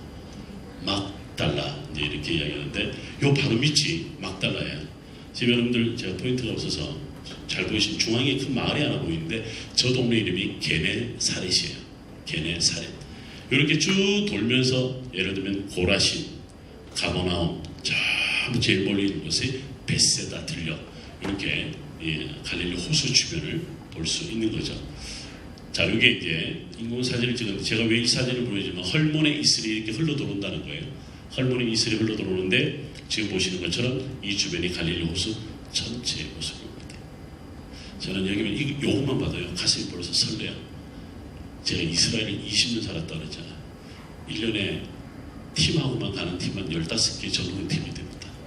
뭐 신대원생들, 목회자들, 순례자, 뭐 일반 평신도들, 권사님들, 제가 2주 전에 갔다 왔는데요. 2주 전에는 70대 할머니들과 다녀왔습니다. 근데 이분들은 여러분들 모란시장을 아십니까? 무슨 시장인데 우리 어른들은 알아요. 웃는 젊은 분 같은데 웃어요. 모란시장을 어떻게 아세요? 20대, 30대 모란시장이 뭔지 모르지? 모르게 괜찮아. 몰라도 돼. 나중에 모란시장 쳐봐. 여러분들 혐오식품을 파는 곳이야. 자, 그 모란시장 할머니 요즘은 그거 못 팝니다. 도축을 못 합니다. 그래서 전부 다 업종을 다 바꿨습니다. 네, 그것에서 오리로, 그것에서 닭으로, 그것에서 뭐 다른 걸로 다 바꾸셨습니다. 유명한 모란시장에 할머니들이 오셨는데 이분들이요, 그럼 그날 날씨가 45도였습니다. 광야를 걷는데 과제요 할머니들이 까지도 못 걷냐고. 광야에서 죽지 뭐. 모세도 갔고 이스라엘 백성들 40년도 갔는데 광야 가지 뭐. 이러는 거예요. 그렇게 가는 거죠. 늘 가는데요, 모든 사람들이 다 갈릴리 가면 마음에 마치 지금 내 옆에 예수님이 있는 것처럼 와닿는 거죠. 여러분들 우리가 이스라엘에 가면 저 주변에 키부츠 호텔에서, 키부츠 여러분들 많이 들어보셨을 거예요. 해안가에 있는 그곳에서 한 이틀 밤 주무실 예정이에요. 가야 되는데 가자고. 자, 여기가 나사렛 지역입니다. 나사렛 산지, 두로와 시돈 지방, 레바논 산지. 자, 여기가 바로 유대 광야입니다. 유대 광야의 모습인데 여기가 골짜기인데요. 그 유명한 악을 골짝 힘들어도 복음 들고 가오리가. 악월이 뜻이 뭐냐면 괴롭다는 뜻입니다. 괴롭다, 괴로워요. 제가요 20대 청년들하고 광야를 자주 갑니다. 예루살렘 목회할 때 4시 정도 일어나서 출발합니다. 5시 정도 출발을 해요. 4시에서 일어나서 다시 출발하는데 가면 아이들이 오늘 우리 청년들처럼 찬양하고 너무너무 좋아요. 그리고 막 목사님 너무 고마워요. 어떻게 우리를 이런 곳에 오시냐. 저는 전혀 대꾸 안 합니다. 왜? 곧 그 말이 어떻게 바뀔지 아니까 8시쯤 되면 그때까지 찬양하는 애가 있어요. 단지 반으로 줄어들죠. 10시쯤 되면 소리가 없어요. 12시쯤 되면 신음소리를 내요. 1시쯤 되면 욕하는 소리가 들립니다. 저는 실제로 들었어요. 저게 목사냐까지 들어봤습니다. 그런데도 제가 얼굴 붉힐까요? 뒤를 돌아보지도 않습니다. 저는 그냥 그러고 갑니다. 그리고 이제 한 2시, 4시 넘어가면 이 사람들이 그때는요 거의 죽음이라고 보시면 됩니다. 그리고 이제 쉬어야 될 거 아니에요.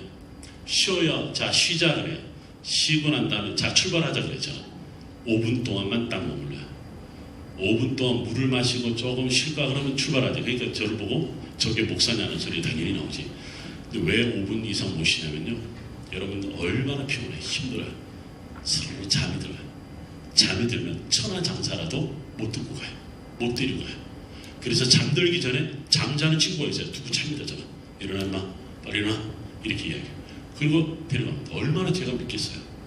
그리고 4시만 쫙 넘어가면 아이들이 표정이 살짝 밝아지기 시작합니다. 5시, 6시에 들어가면 다시 찬양 소리가 나오고 8시에 만나서 바베큐 파티를 하면요, 그때는 하나님 다음으로 제가 칭찬받습니다. 그리고 난 다음에 예배를 드려요. 아이들이 다 오고요. 왜냐하면 다른 설교 필요 없습니다. 광야, 모세와 이스라엘 백성들 사이에 일어났던 성경만 이야기를 해도 사람들이 울어요. 그럴 수밖에 없죠. 자기 그 하루가 자기가 어떤 인생인간이 아니 인간인지를 그때 아는 거예요. 욕했던 놈들 제가 같이 다 위로해 줍니다. 괜찮아, 괜찮아. 뭐 그럴 수 있지. 우리도 한번 걸어볼까요? 하루만 한번 걸어보면 좋을 것 같아요. 지금 여러분들 근데 계획하는 게 1월 아니면 4월이야. 그때는 광야 가면 시원해.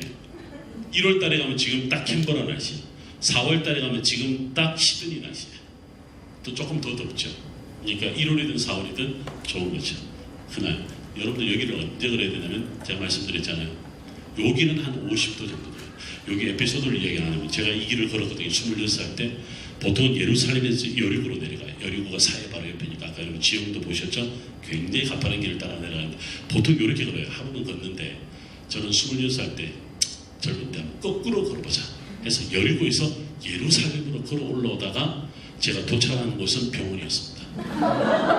그러니까 여기 안에 들어가면요 바람이 위로 지나가요. 그러니까 더우니까 옷을 벗기 시작하죠. 물을 6통이나 짊어졌는데 물도 다 떨어지고 바람도 안 나니까 나중에 옷을 벗어도 땀이 어떻게 하면 식지가 않는 거예요. 그래서 너무너무 힘든데 제가 어느 순간에 그냥 쓰러진 것 같아. 저를 캐치해서 병원에 데려다 준 사람이 누구냐면 베두인입니다. 베두인은 사막의 사람. 아주 여러분들 베두인 뭐 사진이 나오는지 모르는데 그 베두인이 저를 살려준 거죠. 저는 지금도요, 그 아주 떼국물이 줄줄 흐르는 베두인들 광야에서 만나면요, 항상 저는 잘해줍니다. 잘해줍니다. 왜? 나를 살려주는 분들이니까. 광야. 그래서 이제 한번 우리 이 청년들하고 한번 같이 가서 여기를 한번 골골적으로 볼날이 있기를 바라요. 여러분들 여기가 유대 광야인데 근데 굉장히 비옥한 땅처럼 보이죠. 비가 내린 이후에 이 땅입니다. 유대 광야가 남쪽으로 쫙 펼쳐졌습니다. 그런데 네, 좀 더 나올 겁니다. 이게 이렇게 바로 넘어가는 게 아닌데 왜? 이게 제가 다른 슬라이드군요. 자, 그건 나중에 이야기하고 여기가 사마리아 산입니다. 자, 여기 요단강이 흘러가는 지금 요단강이 이렇게 흘러가는 흔적이 지금도 남아 있습니다. 여기가 유대 광야 여리고입니다. 여리고죠. 마이너스 300m입니다. 여기가 사해입니다. 제가 히브리 대학에서 석사 논문을 썼던 게 바로 앞에 있는 것이 쿰난 공동체가 살았던 이런 쿰난 공동체 살았던 바로 지역인데 여기에 출신 중에 세례 요한이 여기 출신이다. 학자들은 예수님이 광야에 40일 보내셨다고 할 때 쿰난에도 가셨을 것이다 라고 학자들은 이야기를 합니다. 쿰난에 대한 이야기는 나중에 또 한번 들려볼 거예요. 여기가 부엘셰바고 여기가 예루살렘입니다. 자, 지금 제가 보여드리는 슬라이드를 여러분들이 잘 보셨습니다. 또 하나를 여러분들이 보게 될 텐데요. 오늘 우리가 보게 될, 공부하게 될 이야기입니다.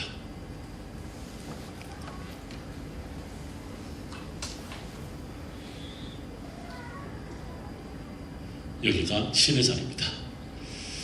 시내산, 제가 예루살렘에서 목회할 때 참 행복했던 게 뭐냐면 송구영 신예배 시내산, 주일학교 수련회 여름성경학교 여리고, 청년들 수련회 갈릴리 호수, 네, 성금요일날 십자가의 길. 목회가 너무 좋아요. 제가 있을 때 우리 목사님들이 청년 목회를 많이 하는데 제가 예루살렘에 있을 때 제가 사실 간증이 여러 가지가 있는데 그 중에 하나가 예루살렘에서 목회할 때입니다. 목회하는데 제가 이래봬도요, 예루살렘교회 제2대 담임 목사인데 담임 목사할 때 청빙위원들이 있었는데 몇 명이냐면 3명이었습니다. 근데 전 교인이 3명이었습니다. 2명은 청년이었고 1명은 전도사였습니다. 나중에 2 청년은 만나서 여기서 결혼까지 했습니다. 이랬는데 이 3명이 제가 이래봬도 만장일치로 담임 목사로 전명이 됐습니다. 제가 이제 이렇게 10년, 25년을 가까이 다니고 그랬는데요. 아주 많은 에피소드들이 있는데 제가 나중에 인원이 하나님의 은혜 주셔서 계속 늘어나는데 제가 제일 먼저 시작했던 몇 가지 프로그램 중에 하나가 성서의 땅을 다니면서 예배하자. 성서의 땅을 다니면서 예배하자. 무너진 예배처소를 세우자. 그 첫 번째가 뭐냐면 실로였습니다. 그래서 거기서 찬양하고 예배하고 그 다음에 언약궤 빼앗겼던 장소가 있습니다. 여러분들 사무엘상 4장 1절에 보면 에베네셀이라고 하는 지역이 있습니다. 거기 가서 예배하고 찬양하고 그 다음에 여러분들 언약궤 빼앗겨서 돌아왔던 데가 어디냐면 베세메스에서 예배하고 그 다음에 나중에 베세메 사람들 왜 언약궤 뚜껑 열어봤다 다 죽어서 언약궤를 딴 데로 가죠. 기럇 여아림 사무엘상 7장 1절 2절 3절을 보면 기럇 여아림이 거기서 20년을 머물러요. 누가 나타날 때까지? 다윗이 나타날 때까지. 그래서 여러분 사무엘하 6장 1절에 보면 다윗이 언약궤를 예루살렘으로 가져오죠. 요즘 스토리를 따라서요 우리가 예배를 드렸습니다. 이틀에 걸쳐서 학생들이 너무 좋아하는 거예요. 우리 교회는요 부흥할 수밖에 없어요. 왜냐하면 내가 돌아다니는 걸 좋아하니까. 자, 오늘은 필그램 예배를 이렇게 다니죠. 그 다음 달에 어디를 가는지 예루살렘 성벽 투어를 해요. 예루살렘 성벽을 다니면서 하나하나 제가 다 설명을 합니다. 제가 갖고 있는 몇 가지 라이센스가 있는데요. 제일 좋은 라이센스는 목사 라이센스고요. 두 번째 좋은 라이센스는 박사 라이센스고요. 세 번째는 이스라엘에서 가이드 할 수 있는 가이드 라이센스가 있습니다. 이 라이센스가 따기가 굉장히 어려워요. 2년 반에 수업을 듣는 동안 500시간 클래스에서 수업을 들어야 되고 70일 동안 필드에서 먹고 자고 하면서 이스라엘 전역을 고대부터 현대까지 다 배웁니다. 모든 분야를 다 동물, 식물, 역사, 지리, 언어 모든 걸 다 배우게 됩니다. 이스라엘 모든 전쟁, 현대 전쟁까지 다 배웁니다. 이래봬도요 꽤 괜찮은 라이센스를 제가 갖고 있습니다. 여러분들 저와 이스라엘 가면 꽤 괜찮은 라이센스를 갖고 있는 사람한테 꽤 괜찮은 가이드를 들을 수 있을 겁니다. 여러분 제가 여러분 인터넷 쳐보십시오. 김진산 전설의 가이드 이렇게 떠 있습니다. 믿거나 말거나 보시면 알 텐데 제가 예루살렘에서 목회할 때요 우리 교인들 데리고 매일 그렇게 다녔어요. 매주 다니는데 교회가 부흥 안 할 수가 없어요. 그런데 이 아이들이 다니는 것만 꼭 구경하고 다니네 재밌네 이 정도가 아니라 두 가지를 강조했습니다. 하나는 예배고요. 두 번째는 먹는 거였습니다. 예배는 아주 충실하던데 먹는 거는 뭐냐면 라면을 먹였습니다. 제가 말씀드렸죠. 이스라엘은 한인 마켓이 없습니다. 한인 식당이 하나도 없습니다. 그러니까 라면은 한국에서 공수를 해야 돼요. 그 라면 먹으려고 교회를 3시간에 걸쳐서 찾아옵니다. 여러분 제가 교회 부흥하는 비결을 나중에 깨닫게 된 거죠. 그래서 가면 또 하나가 또 먹거리가 있습니다. 삼겹살입니다. 이스라엘 사람은 유대인은 돼지고기 안 먹잖아요. 근데 돼지고기가 최근에 들어오기 시작했어요. 누구 때문에? 러시아에서 온 유대인들.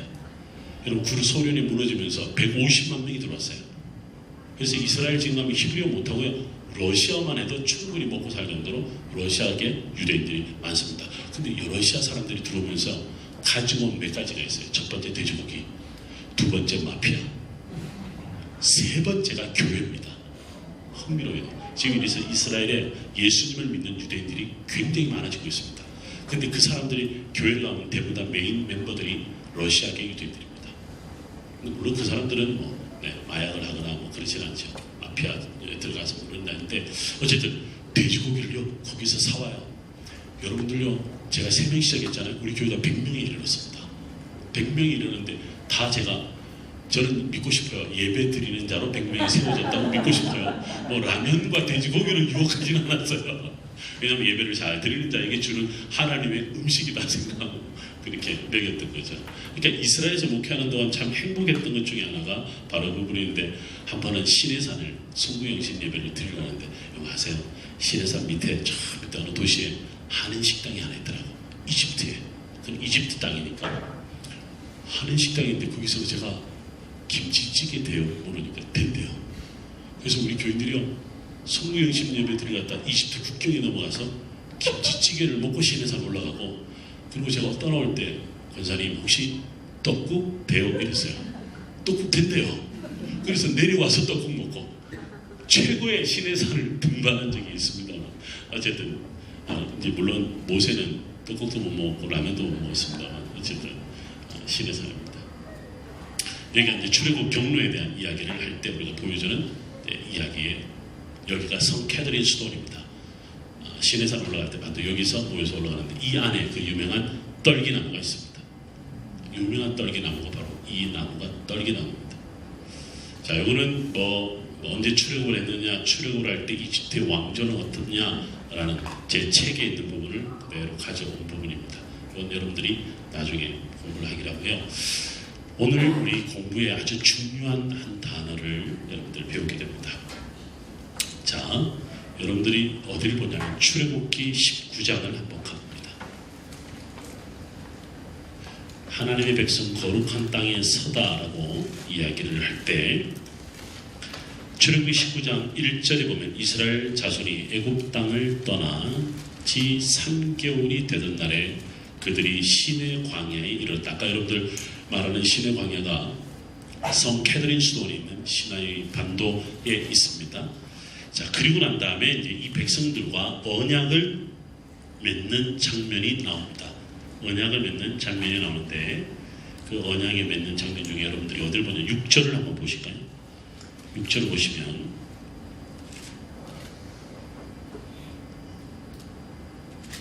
자, 우리 다 같이 한번 읽어보겠습니다. 19장 6절 시작. 너희가 내게 대하여 제사장 나라가 되며 거룩한 백성이 되리라. 너는 이 말을 이스라엘 자손에게 전할지니라. 이렇게 나옵니다. 여러분 아까 우리 공부했던 건 조금 뒤로 백을 하면 신명기 할 때 신명이 무슨 뜻이라고 그랬죠? 세컨더리 로우라고 그랬어요. 두 번째 말씀 이렇게 이야기해요. 첫 번째 말씀이 뭐냐면 우리가 구약 성경을 가리킬 때요, 모세오경에는 두 가지 법이 있다 이렇게 가리킵니다. 두 가지 법이 있다. 두 가지 법이 있는데 모세오경, 사실 모세오경이요, 우리 심지어는 신약 성경에도 이해하는데 너무너무 중요한 부분인데 법 두 개를 여러분들 기억합니다. 첫 번째 법, 두 번째 법인데 두 번째 법이 신명기 법이라고 그래요. 신명기 법이라고 해요.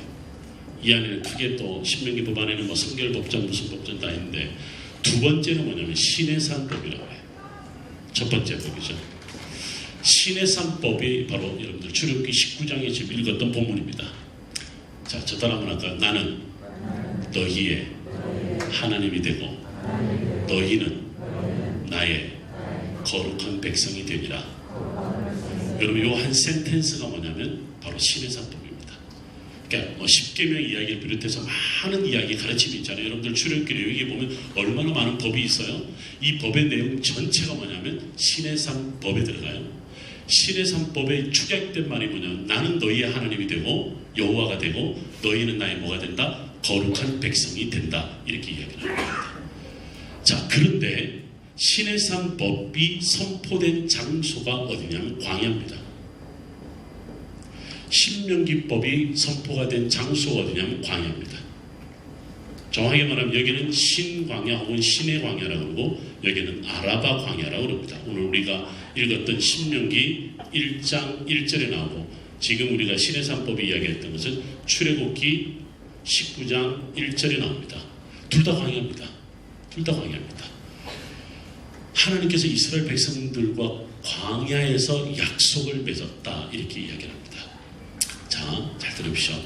신앙생활하는 분들이요, 내가 고난에 빠졌어 라는 말을 다른 말로 나는 광야에 있어 이렇게 이야기를 해요. 근데 저는 좀 반대입니다. 물론 그 말이 틀렸다는 표현이 아닙니다. 광야의 의미를 잘 아시면 고난보다 더 깊은 의미가 있습니다. 내 삶이 광야 같아 라는 말은 그저 던져버리는 말이 아니고요, 내 인생을 마치 고난 속에서 처박아놓은 것 같고 나는 맨날 그냥 그 고난의 길을 살아가는 것처럼 말하는 분들이 있습니다. 근데 여러분 광야의 의미를 알면 그렇지가 않아요. 광야를 유대인들은 뭐라고 그러냐면 이렇게 말합니다. 미드바르라고 해요. 미드바르. 여러분 이 말은 너무 중요하기 때문에 꼭 기억을 해 주시면 좋겠습니다. 미드바르라고 해요. 미드바르. 미드바르가 뜻이 뭐냐면요, 말씀이라는 뜻입니다. 정확히 말하면 미는 영어로 from이라는 뜻이고요, 드바르 혹은 다바르라고 해요. 말씀으로부터라는 뜻입니다. 이걸 보통 이야기하는데 저는 언어학자로 여기 하나 덧붙입니다. 제가 말씀드렸죠.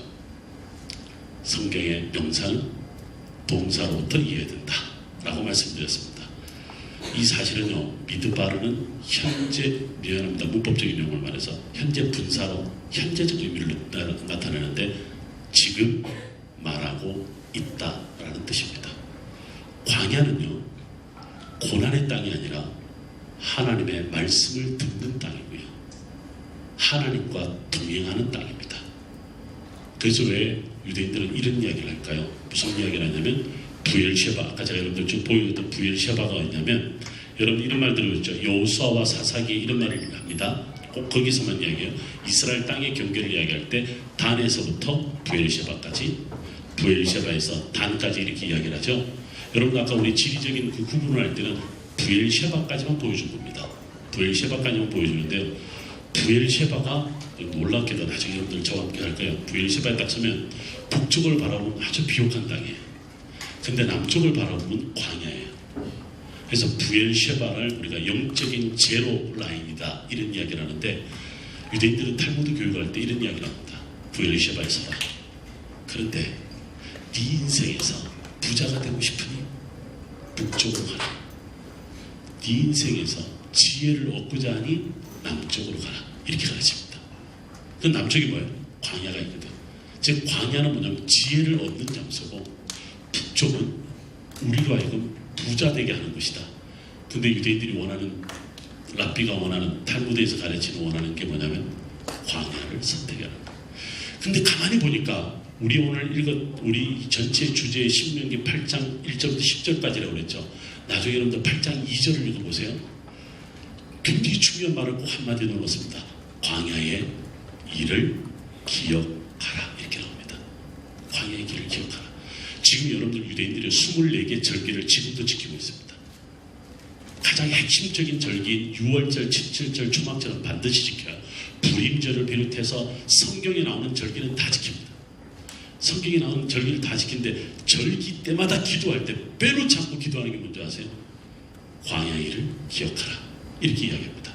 유대인들이 안식일날 지금도요 주일식 가정에 가면 안식일 만찬할 때 촛대에 불을 2가지를 밝힙니다. 제가 잠깐 말씀드렸던 것처럼 불을 하나 밝히면서 히브리어로 바이스코르 쉐크마카라바 미드바 광야의 일을 기억하라.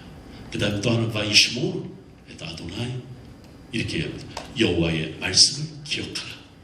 두 동사를 강조합니다. 하나는 기억하라, 하나는 지켜라. 그러면서 이 두 촛대에 불을 밝히면서 안식일날 이 사람들은 기도하면서 시작을 해요. 지금도 그 이야기를 해요. 근데 뭘 기억하라고요? 광야의 일을 기억하라. 사실은 광야는 출애굽 과정에 있어서 지나온 땅이에요. 그러니까 뭐냐면 가나안 땅에 들어가면 지나간 과거는 버려야 되잖아요. 버려야 되는데 광야를 버리지 않고 항상 뭘 하라? 기억하라. 이 이야기를 합니다. 근데 뭘 기억하라고요? 광야에서 도대체 무슨 일이 있었어요? 광야에서 무슨 일이 있었냐면 나는 너희의 하나님이 되고 너희는 나의 거룩한 백성이 된다. 이 약속이 어디에 있었다? 광야에 있었거든. 그렇기 때문에 광야의 일을 기억하라는 것은 뭐냐면 너희는 말이야 버려진 백성이 아니야. 지금 네가 힘들고 어렵고 고난 가운데 있다고 해서 내 손을 놓고 너는 그저 혼자 살아가는 인생이 아니라 내가 붙잡고 있어. 내가 함께하고 있어. 유대인들이요 홀로코스트 그 생활 동안 엄청난 세월 동안 고통받는데 지금도 유대인들은 홀로코스트 생존자들이 살아있어요. 너무너무 힘들어요. 근데 이 사람들 노래 중에 대중가요 중에 제목이 있습니다. 메시아 로야보 메시아는 오지 않아. 메시아가 온다면 메시아가 있다면 하나님이 있다면 왜 우리를 이 고통 가운데 느껴지냐. 그럴 수 없다. 마치 하나님을 믿지 않는 것처럼 이야기를 해요. 물론 그렇다고 유대인들이 다 믿는 건 아니에요. 100% 믿지 않는 사람들도 있죠. 근데 우리 역사 가운데 보면 하나님이 없는 것 같아요. 그런데 그들이 그 다음 가사를 들어보면 재밌는 워드플레이를 하나 합니다. 그런데 말이에요. 우리 역사 속에 우리는 사블라누트 이게 있어요. 사블라누트가 뭐냐면 인내라는 뜻입니다. 근데 인내라는 뜻과 저 페이션스라는 뜻과 서퍼링이라는 말이 똑같습니다. 우리가 고난 가운데 있는 서퍼링하는 동안에 그거는 뭐냐면 인내하는 거야.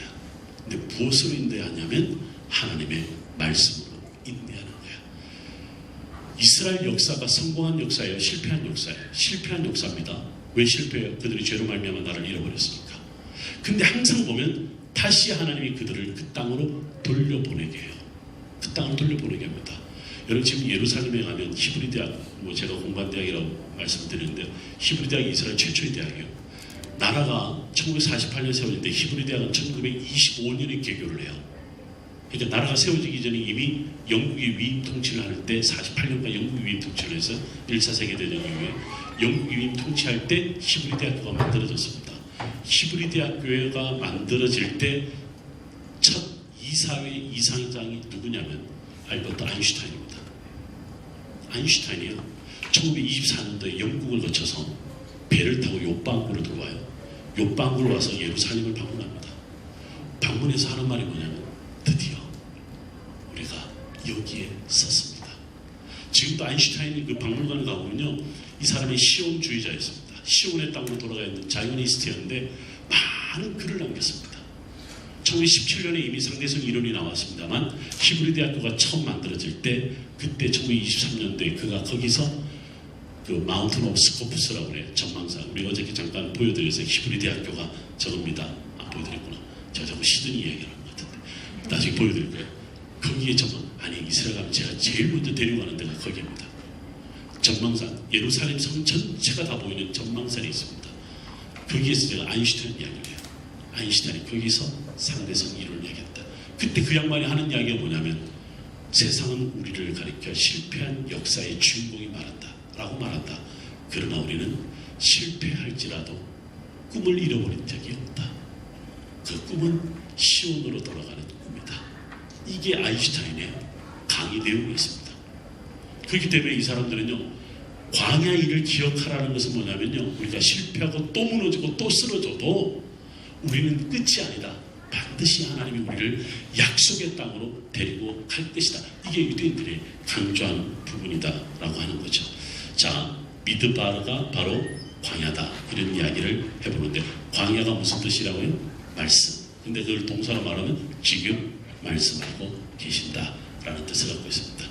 자, 제가 아까 갈릴리 보여드렸죠. 제가 이스라엘로 유학을 간 이유가 하나 있습니다. 여러분 저와 함께 어디를 찾아보냐, 마가복음 1장 14절을 한번 찾아봅니다. 마가복음 1장 14절을 한번 찾아봐서 보면 14절 15절이 중요한 말씀인데, 15절을 우리가 보통 많이 이야기를 해요. 마가복음 1장 15절에 보면 이르시되 때가 찼고 하나님의 나라 가까웠으니 회개하고 복음을 믿으라 하시다. 그런데 14절에 보시면요, 요한이 잡힌 후 예수께서 어디에 오셔서? 갈릴리에 오셔서.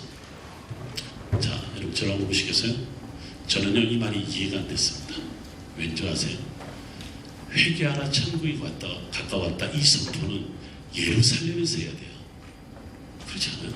성전에 가서 그 바리새인들, 사두개파 놈들 앞에 두고 회개하라고 그래야 되잖아요. 근데 갈릴리에 뭐가 있다고? 땅은 비옥하지만 세금으로 다 예루살렘에 갖다 바쳐야 되고, 정말 그 엄청난 폭탄 같은 세금을 맞으면서 살아가야 하는, 여러분 유명한 학자가 하나 있었어요. 예수님 당시 때. 여러분 그 사도 바울의 스승이 누구죠? 가말리엘이죠. 가말리엘 1세라고 그래요. 우리가 보통 가말리엘 1세의 스승이 있어요. 힐렐이라고 하는 사람입니다. 힐렐인데 예수님과 동시대 인물이기도 해요. 힐렐이라는 사람이 이런 말을 남겼습니다. 뭐라고 남겼냐면, 갈릴리 사람은 토라를 모르는 사람이다, 이렇게 이야기합니다. 유대인인데요, 같은 하나님의 백성인데 토라를 모른다라는 말은 유대인이 아니란 말이에요. 토라를 배우지만 토라를 모른다, 완전히 무시하는 겁니다. 이방의 사람으로 봅니다. 여러분들 이런 말이 있죠. 그럼 마태복음 읽어보면, 마가복음 읽어보면, 특히 사도행전 같은 거 읽어보면 이런 말을 합니다. 베드로를 보고 뭐라고 그러냐면 학문이 없는 무지한 자다, 이렇게 이야기를 해요. 여기 보통 우리가 목사님들 어떻게 설교하는 줄 아세요? 성격이 급하니까 무식하다 이래요. 여러분들 대한민국 사람의 95%가 성질이 더럽다는 말을 하지 않고 성질이 급합니다. 그럼 다 무식하는. 두 번째, 어부니까 무식하다. 성지순례 어부가 성지순례 와서 그 이야기 들으면 참 기분 좋아할 것 같아. 사실은요, 성질이 급하니까 그가 갈릴리 사람이니까 무식한 게 아니에요. 여러분 유대인들은 어릴 때부터 성경을 배우죠. 만 13세 성인식을 지금도 합니다. 지금도 성인식을 해요. 성인식 할 때 대중 앞에 토라를 읽을 수 있어야 됩니다. 토라를 읽지 못하면 성인식을 통과 못해요. 통과 못하면 회당의 멤버가 될 수가 없습니다. 회당이라고 하는 것은 성인식을 마친 남자 10명이 있어야만이 회당 요소가 됩니다. 회당을 구성할 수 있습니다. 왜 우리 사무총이나 공동회 하면 세례교인 몇 명 이상, 세례교인, 우리 굉장히 강조하죠. 성찬식에 참여할 수 있는 사람은 세례교인만, 이런 이야기 하잖아요. 똑같은 이야기. 회당의 성인식은 굉장히 중요합니다. 성인식을 거친 유대인이라면요, 글자도 알고 토라를 해석할 줄도 알고 토라를 가르칠 수 있는 능력을 갖춥니다. 이 때문에 베드로가 무식하다는 것은 학문이 없는 무지한 자라는 말은 뭐냐면 그가 급해서 못 배워서가 아니라는 소리예요. 이때 말하는 학문이 뭔지 아세요? 예수를 따르는 복음을 가르칩니다. 예수를, 즉 토라를 모르고 다른 복음을, 다른 율법을 따른다라고 해서 학문이 없는 무지한 자라고 이야기를 했던 겁니다. 이 표현은 그대로 힐렐이 했던 말과 똑같은 말이죠. 갈릴리 사람들은 그만큼 돈도 많이 벌어서 세금 갖다 바쳐 열심히 일을 하는데 어느 날 이방인이라는 소리를 들어. 그게 갈릴리 사람들입니다. 저는 그런데 이게 이해가 안 됐던 거예요.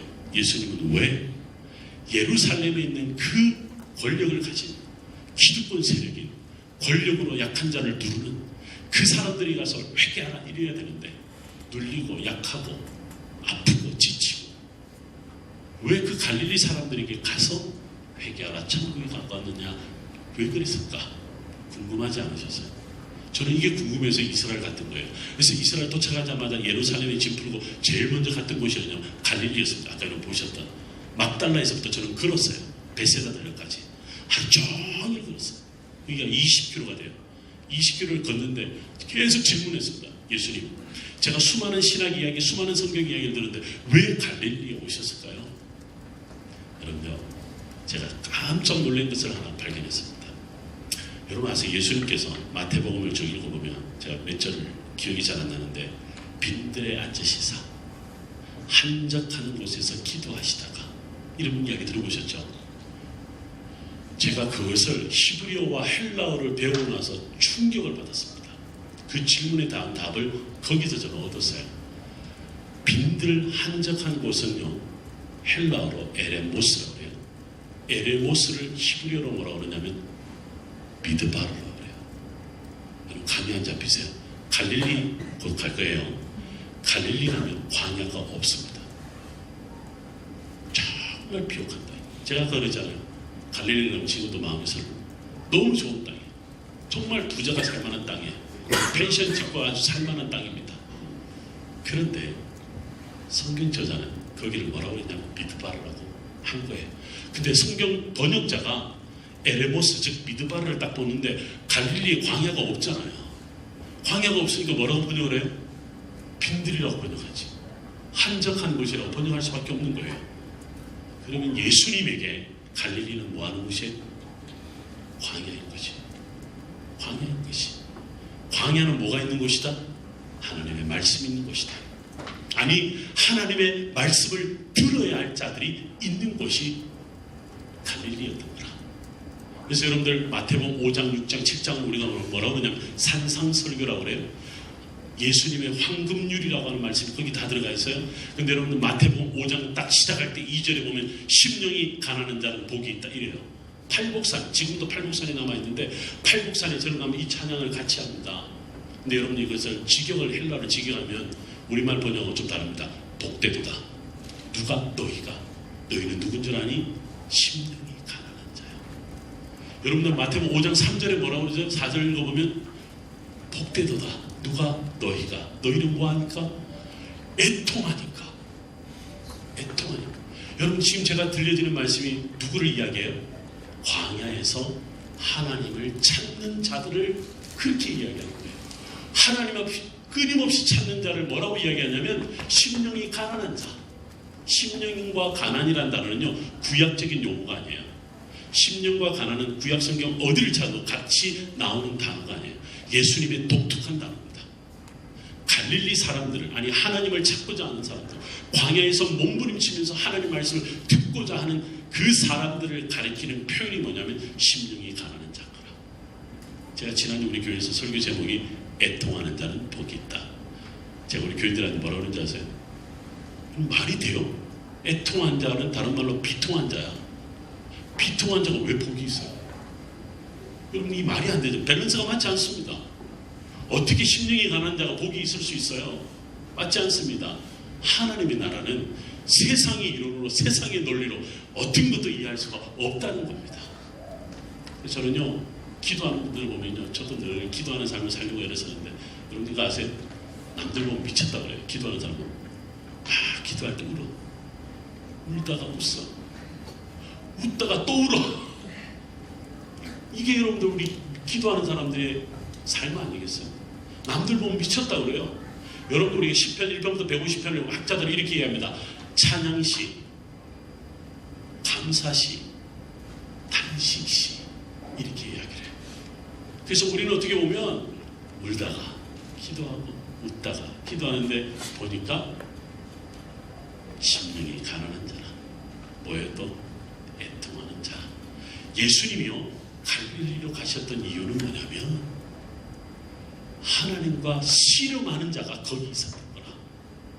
예루살렘은 성전에 눈이 어두워서 먹고 살고자 하는 것, 어떻게 하면 자기들끼리 권력을 나눠갖고 자기들끼리 경쟁하듯이 살아남으려고 하는 그것밖에 없는데 거기 있는 거라. 오늘 우리 장로님이 재밌는 표현을 했어요. 시드니 오래 사셨는데 시드니가 한국 같아서 그래서 다시 시드니에서 타즈 네, 글로 가셨어요. 근데 알고 보니까 제주도 출신이셔. 이미 제주도에 영성이 있는 거야.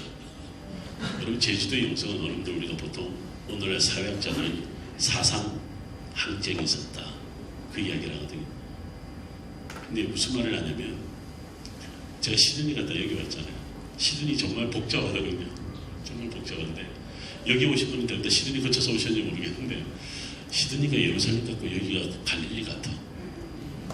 갈릴리의 영성이 여기 있는 것 같아. 왠지 모르게 그런 느낌이 있는 것 같아. 여러분, 바람 부는 싸한 날씨, 예루살렘 같다고 하지만요, 왠지 모르게 내 광야에 서 있는 듯한 그런 느낌을 아침에 받았던 거죠. 솔직히 말하면 시드니 사람보다 여러분들이 반응이 좀 늦어. 웃는 것도 늦고 반응하는 게 늦어. 제가 첫날 이야기했죠. 여러분들 반응하는 거에 따라 더 할까 말까 한다고. 근데 살짝 시험이 들 뻔했어. 근데 왜 그럴까? 둘째 날쯤 되니까 갈릴리의 영성을 가지고 있는다. 애통하는 자가 많은가 보다. 심령이 가난한 자가 많은가 보다. 그렇다면요, 누가 거룩한 백성이에요? 오늘 우리가 하나님의 백성을 거룩한 땅에 서다. 첫 번째 계명도 두 번째 계명도 다 광야라. 어떻게 보면 오늘의 유대인들, 아니 우리 그리스도인들, 믿음을 가지고 있는 하나님의 백성이 되고자 하는 사람들은 거룩한 백성이다. 거룩한 거, 사람들이 야 거룩한 게 곧다고 그냥 이야기하잖아요. 여러분, 거룩하다는 뜻이 뭔지 아세요? 하나님과 함께 있다는 뜻입니다. 광야가 뭐냐면 하나님과 함께 있는 것이 광야면, 광야의 삶을 살아가는 우리가 뭐예요? 하나님의 거룩한 백성이라는 거예요. 여러분들이 도덕적으로 대단히 뛰어나고 뭔가 많은 사람들 칭송을 받고 그런 사람이 거룩한 백성이 아니에요. 무너지고 쓰러지고 죄인이고 깨지고, 정말 저 사람한테 뭘 볼 게 있을까? 저 사람의 인생을 보면 배울 게 없다. 그런데 그 사람이 알고 보니까 하나님과 함께하는 사람이라. 여러분들 보세요. 실패를 경험하지 않았다. 무너져 버리지 않았다. 여러분들 그 인생이 성공한 인생이라고 말하는 거예요. 여러분들 저는 교회 다니면 다 성공한다, 번영해야 된다, 이런 거 가르치지 않았으면 좋겠어요. 교회는요, 실패한 자들이 모여요. 또 실패할 수 있어요. 근데 이제는 그 실패가 아니라 하나님과 함께하는, 몸부림치는 우리의 광야 생활이 그 속에 있는 것을 볼 수 있어요. 한 번은 성지순례를 쭉 가는데요. 저는 여자 전도사님이에요. 마지막 끝날 때쯤 되어 가는데, 목사님 저 이스라엘 왜 괜히 왔어요? 그래요. 왜요? 그러니까 누가 헌금을 내서 이렇게 전사님 어려운 그 기도원을 운영하시는 분인데, 그래서 왜 그러세요? 뭐 별로 감동이 없어요. 그러세요. 성지는요, 끝까지 한번 다 다녀보시고 난 다음에 한번 생각해 보시죠, 이랬어요. 근데 마지막 날에 어디로 가냐면 거꾸로 가는 팀이었어요. 이 팀은 보통 이집트에서 이스라엘로 넘어오는데, 이 팀은 이스라엘에서 이집트로 가는 거였어요. 이집트로 가는데 남쪽으로 가는데 전부 다 뭐예요? 광야예요. 여러분, 광야라고 이야기를 하지만 여기에는 여러 가지 광야가 있어요. 바란 광야, 신 광야, 신의 광야, 에담 광야, 아라바 광야, 수르 광야, 광야가 많죠. 이 광야들이 다 거쳐서 이집트로 내려가는 거예요. 거꾸로 말하면 그 광야를 다 거쳐서 와야만이 이스라엘들. 그냥 우리가 통칭해서 광야라고 부르는 거예요. 이 광야를 쭉 내려가는데요. 그냥 우연찮게 제가 뭐 이야기하다가 전사님을 유심히 봤는데 펑펑 울고 있는 거예요. 나중에 전사님이 저에게, 목사님 제가 간증을 해도 될까요? 하면서 간증을 해요. 그대로 이야기해요. 나는 이스라엘 바로 이 순간까지 괜히 왔다 생각했다. 그런데 제가 광야를 가는데 제가 이 길을 하나님이 왜 보내셨는가를 알게 됐다. 제가 정말 어려운 가운데서 왔습니다. 제 사역이 왜 하나님 이렇게 구석으로 몰아놓고 마치 광야로 몰아넣는지 너무너무 제가 그 궁금해서 어떻게 보면 기도하고 응답받고자 이스라엘 왔다. 근데 김인삼 목사가 이야기하는 들어보는데 광야가 하나님과 함께하는 곳이래요. 근데 그것을 직접 이 속에 들어와서 보니까 정말 그러네요. 이스라엘 백성들이 모세를 얼마나 괴롭혔습니까? 비탁하면 그냥 돌아가겠다 그러고 맨날 지들끼리 싸우고, 그 살인자가, 도망자가, 온유한 자가 되기까지 얼마나 힘들었겠어요. 그럼 목회자는 이런 거예요. 성질이 더러운 놈이 목회자가 됐는데 알고 보니까 온유한 자가 나중에 됐어. 왜? 목회를 하다 보면요, 다 내려놔야 돼. 성을 다 내려놔야 돼. 자기가 광야 40년의 모세의 영성을 배웠다, 그 이야기를 하는 거죠. 그래서 제가 참 마음이 찡하게 같이 눈물을 흘렸던 적이 있습니다. 제가 이제 저 이야기를 하려고 여기까지 왔습니다. 자, 지금 우리가 이야기한 부분들을 여러분들이 잘 기억하시고요. 거룩한 백성은 전제가 있어야 됩니다. 그게 뭐냐면 여호와가 나의 하나님이다 라는 것을 고백하는 자에게 주어지는 결론입니다. 자, 여러분 혹시 우리 한번 생각해 봅시다. 여호와가 맞아요? 야훼가 맞아요? 야외가 맞아요? 어느 교단은요 모든 성경을 야훼라고 이야기를 해요. 여호와는 혼나요. 자, 우리 교회는 어떻게 이야기해요? 우리 교회는 여호와라고 그래요? 목사님 어떻게 쓰시죠? 여호와? 막 섞어서 사용하십니다. 막 섞어서 사용해도 됩니다. 틀리지 않아서. 혹시 본인이 습관적으로 그냥 항상 야훼라고 말하시는 분 있을 수 있어요? 한 분도 없네요. 여기는 순복음교회에서 오신 분이 없다는 소리입니다. 순복음교회는요, 한국에 있는 순복음교회는 거의 다가 야훼라고 이야기합니다. 야훼 안 하면 혼납니다. 제가 한세대학에서 강의를 하는데 야훼라고, 여호와라고 했다가 교수님 우리 학교는요 야훼라고 해야 돼요. 나는 끝까지 여호와라고 했습니다. 근데 사실은요, 지금 요 제일 위에는 페니키아어고 두 번째는 아람어고 밑에가 제일 밑에가 히브리어입니다. 즉 히브리어가 이렇게 형성이 됐다라는 것을 이야기하는 거예요. 자, 여러분들 우리가 이렇게 보면 히브리어는 오른쪽에서 왼쪽으로 읽어요. 이걸 갖다가 뭐 콤마처럼 생겼는데 요드, 해, 바브, 짝대기 같은 거, 그리고 해, 요드, 해, 바브, 해 이렇게 읽습니다. 우리는 저것을 야훼, 여호와라고도 읽지만 또 뭐라고 읽냐면 영어식으로 이야기하면 아도나이 이렇게도 읽습니다. 사실은 히브리어죠. 유대인들은 저 말을 야훼했다는 죄를 범합니다. 절대 저 말을 말로 내뱉을 수 없습니다. 쓸 수도 없습니다. 그래서 다른 이름으로 씁니다. 그래서 쓰는 말이 제일 많이 쓰는 말이 뭐냐면 오늘날은 아도나이라고 하고 성경시대에는 엘로힘이라고 불렀습니다. 그 원래 이름은 엘로힘이 아니라 뭐예요? 야훼가 됩니다. 여호와가 맞습니다. 그래서 우리 성경에 보면 여호와 하나님 이렇게 번역되어 있죠.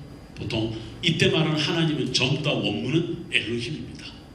그래서 보통 우리가 사용하는 하나님의 용어란 말은 엘로힘이지만 엘로힘이 원래 하나님의 이름이 아니라 뭐냐면 여호와 혹은 야훼가 하나님의 이름입니다.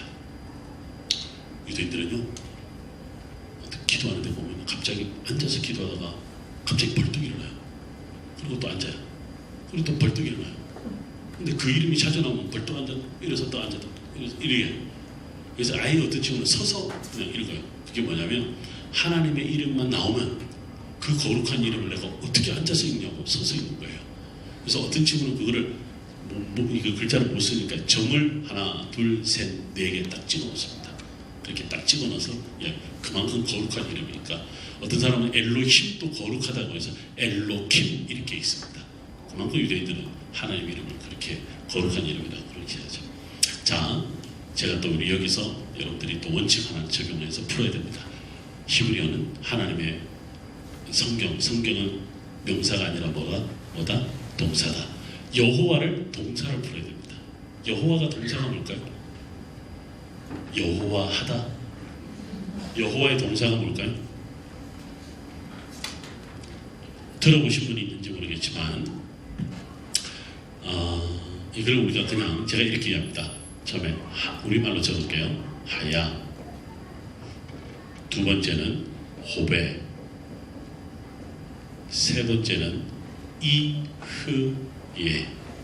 이렇게 이야기를 합니다. 하야, 호베, 이흐예 이렇게 이야기합니다. 제가 영어로 이야기하면 하야는 he was, 호베는 그러니까 he is, 이흐예는 he will be 라는 뜻입니다. 뭐죠? 그가 어제도 계셨고 지금도 계시며 언제나 함께 하신다. 언제나 계신다. 이게 여호와의 동사입니다. 여호와가 뭐죠? 하면 여호와요? 제가 이스라엘에서 오신 그 시커멓게 생긴 목사님이 말씀하시기를 이름은 기억 못하더라도 여호와라는 말하는 하야, 호베, 이흐예가 있는데 하야는 그가 있었다, 계셨다. 호베는 그가 계시다. 이흐예는 그가 계실 것이다. 가만히 보니까 우리 찬송가에도 나오고, 그렇죠? 하나님 말씀에도 언제나 함께 하셨고 지금도 계시고 늘 함께 하시는, 이게 바로 여호와다, 이런 이야기를 하는 겁니다. 자, 제 이야기에 조금만 더 오늘 말씀 집중하고 마칠 겁니다. 첫째 하나 됩니다. 출애굽기 3장을 쭉 읽어보면요, 출애굽기 3장을 사실은 다 읽어야 되는데 하나님 모세를 부르세요. 하나님의 산 호렙에 불렀습니다. 부르고 난 다음에 내가 너 왜 불러주라니? 내가 애굽에서 신음하는 부르짖는 소리를 들었다. 내 백성을 이제는 애굽에서 인도하여야 되겠다, 이렇게 이야기를 해요. 애굽에서 인도해야 되겠다 이래요. 그래서 모세가 여러분들 제 말로 말하면 제가 그랬어요 이래요. 그랬어요. 여러분들 나중에 성경 다 읽어보면요, 모세만큼 하나님 부르심에 철저하게 거부한 놈이 없습니다. 다 거부합니다. 나중에는요, 저 말 못해요. 아니야, 말 잘하는 아론을 붙여줄게. 또 나중에 뭐라 그러는지 아세요? 또 안 한다 그러니까 아론은 너를 하나님처럼 받들 거야, 이렇게까지 이야기를 해요. 왜 나는 하나님이 이렇게 비굴한지 모르겠어. 모세가 뭐라고?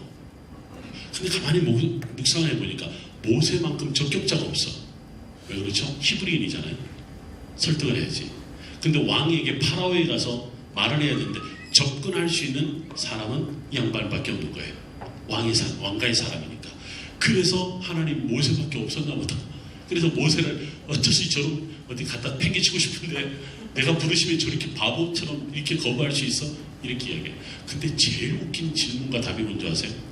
좋습니다. 저 가겠습니다. 그런데 말입니다. 또 질문해요. 당신 이름이 뭡니까? 14절 15절에 그렇게 하는, 아니 뭐라고 제가 가서 당신의 이름을 뭐라고 이야기를 합니까? 왜 이 이야기를 하는지 아세요? 이 오늘 제 책에 또 여러분들 자료에 가지고 나중에 읽어보면 많이 했지만, 이집트에서 이스라엘 백성들이 몇 년의 노예 생활을 했어요? 400년 혹은 430년인 거예요. 이 사람은 히브리 민족의 정체성을 잃어버렸습니다. 왜?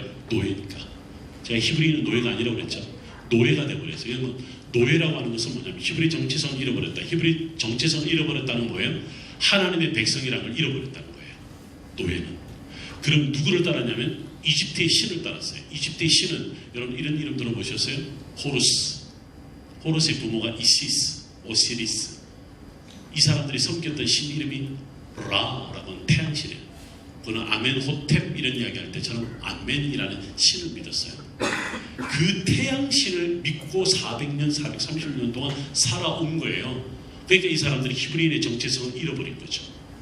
잃어버린 거죠. 그렇기 때문에 누구를 잃어버렸냐면 하나님이 누구인지를 모르는 거예요. 그래서 모세가 저들에게 가서 좋습니다. 히브리인의 정체성을 되찾아줘야 되지 않습니까? 그러면 당신의 이름을 말했는데 우리는 라만 알고 있는데 당신의 이름이 뭡니까? 이렇게 묻는단 말이지. 이해가 되시죠? 그때 하나님이 친절하게도 가르쳐 주십니다. 뭐라고 그래요? 나는 스스로 있는 자다. 히브리 말로 이렇게 이야기해요. 에흐예, 아쉐, 에흐예. 영어로 다시 이야기합니다.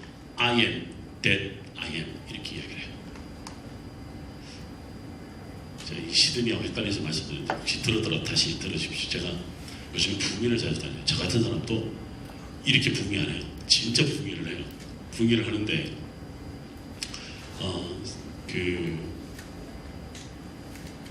뭔 얘기 하나 들었지? 부흥회를 하는데 우리 장로님 한 가정이 저에게 식사 대접을 했는데 그 집에 아이가 셋이 있어. 아이들이 같이 왔어요. 근데 큰아이가 고등학교 3학년인데 늦게 왔어요. 참 착하더라고요. 죄송합니다. 늦게 와서 이제 와서 식사 같이 합니다. 이렇게 왔는데 잠바를 벗어요. 잠바를 벗는데 잠바에 심벌이 하나 이렇게 그려져 있었어요. 제가요, 생긴 건 좀 산도둑같이 생겼지만 굉장히 예민하게 뭔가를 관찰해요. 제가 예를 들어 나무, 도시 지형, 건물, 심지어 어떻게 생겼는지, 쟤는 어떻게 생겼길래 저렇게 하나님을 잘 믿지, 이런 거 아주 유심하게 특징적인 걸 한 번 서칭하는 것은요, 기억을 못할 뿐이지 빨리 제가 캐치를 합니다. 근데 그 아이가 딱 심볼이 있는데 그 짧은 시간에 글자 한 센텐스가 제 눈에 들어왔습니다. 그게 바로 I am that I am이었어요. 그래서 제가 물었어요. 야, 너 그 옷 알고 입니? 뭐요? 이 옷이요? 아버지가 입던 옷인데 장로님이 입던 옷이에요. 제가 바로 장로님한테 여쭤서 젊은 장로님이요. 40대 후반 장로인데 장로님 저거 옷 어떻게 알고 있어요? 저기 남대문 시장 가서 하나 샀는데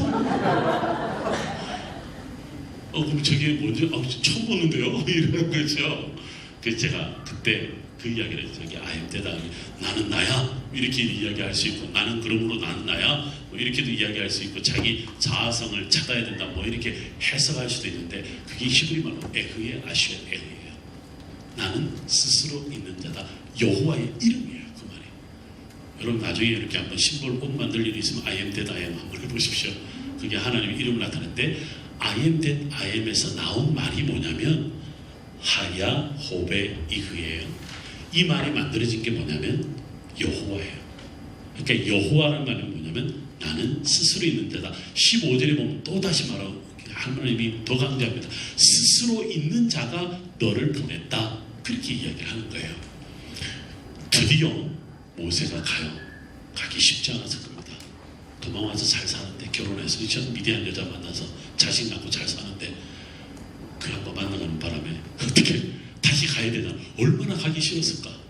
시나의 광야를 지나서 갈 때 발걸음이 떨어지지 않았을까요? 그런데 히브리의 정체성을 찾은 거죠. 본인은. 그러니까 그 명령을, 미션을 감당해서 갑니다. 드디어 출애굽을 시킵니다. 여러분 아세요? 출애굽의 영어가 뭐죠? 엑소더스. 사실은 영어가 아니라 헬라어죠. 여러분 나중에 그리스도 다음에 또 갈 거예요.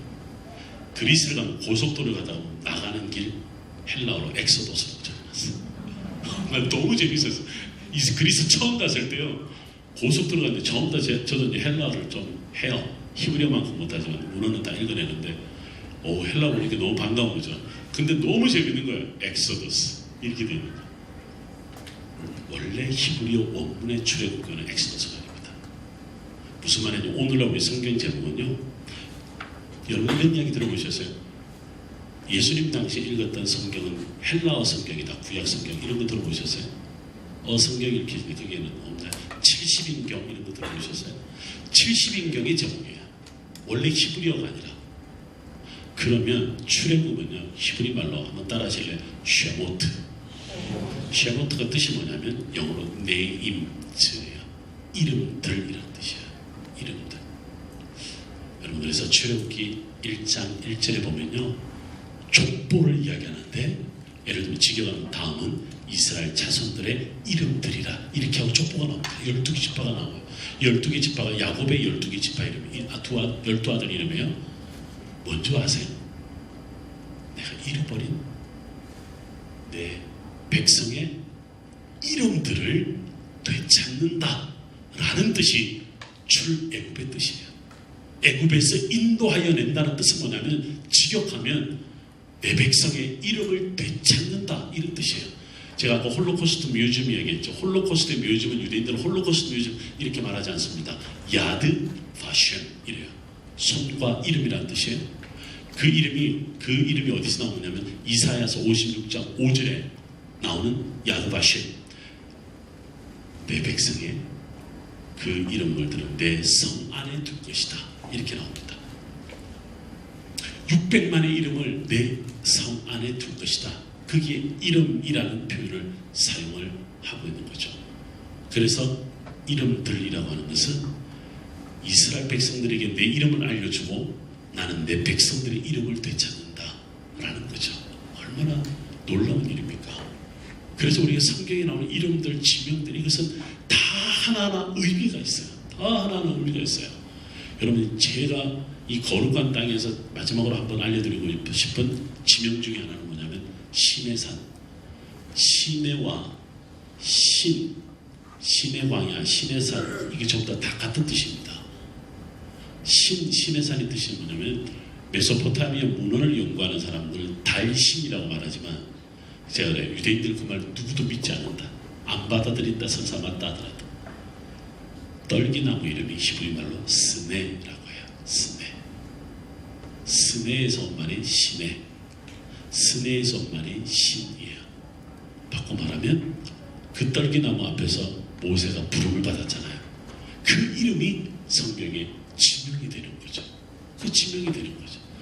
하나하나 그 지명이 하나하나 그들의 역사적 고백이 다 남아있는 것을 볼 수 있습니다.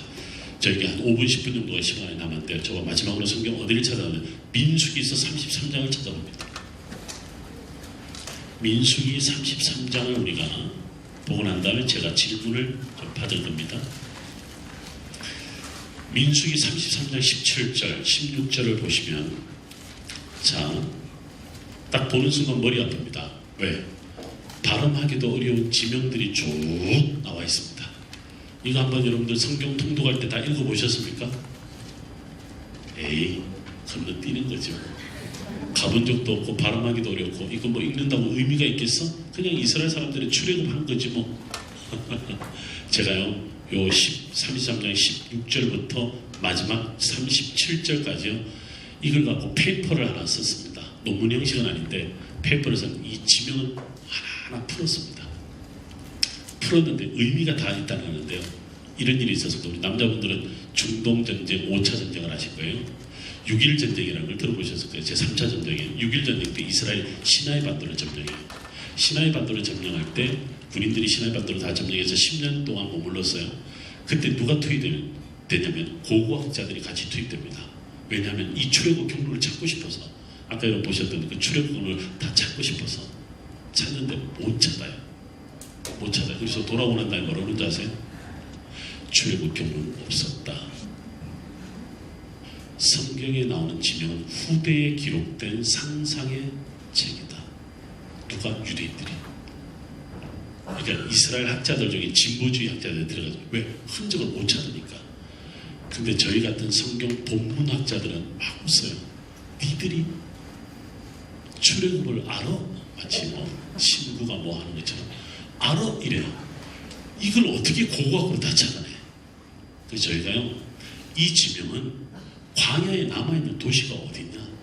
가다가 서고 서다가 쉬고 또 이동하고 그렇게 남아있었는데 이것은 원래 있었던 지명이 아니라 이스라엘 백성들이 광야를 다 지나고 난 다음에 하나하나의 사건들을 기억하는 거예요. 그 사건들이 뭐가 됐냐면 하나의 지명이 되었습니다.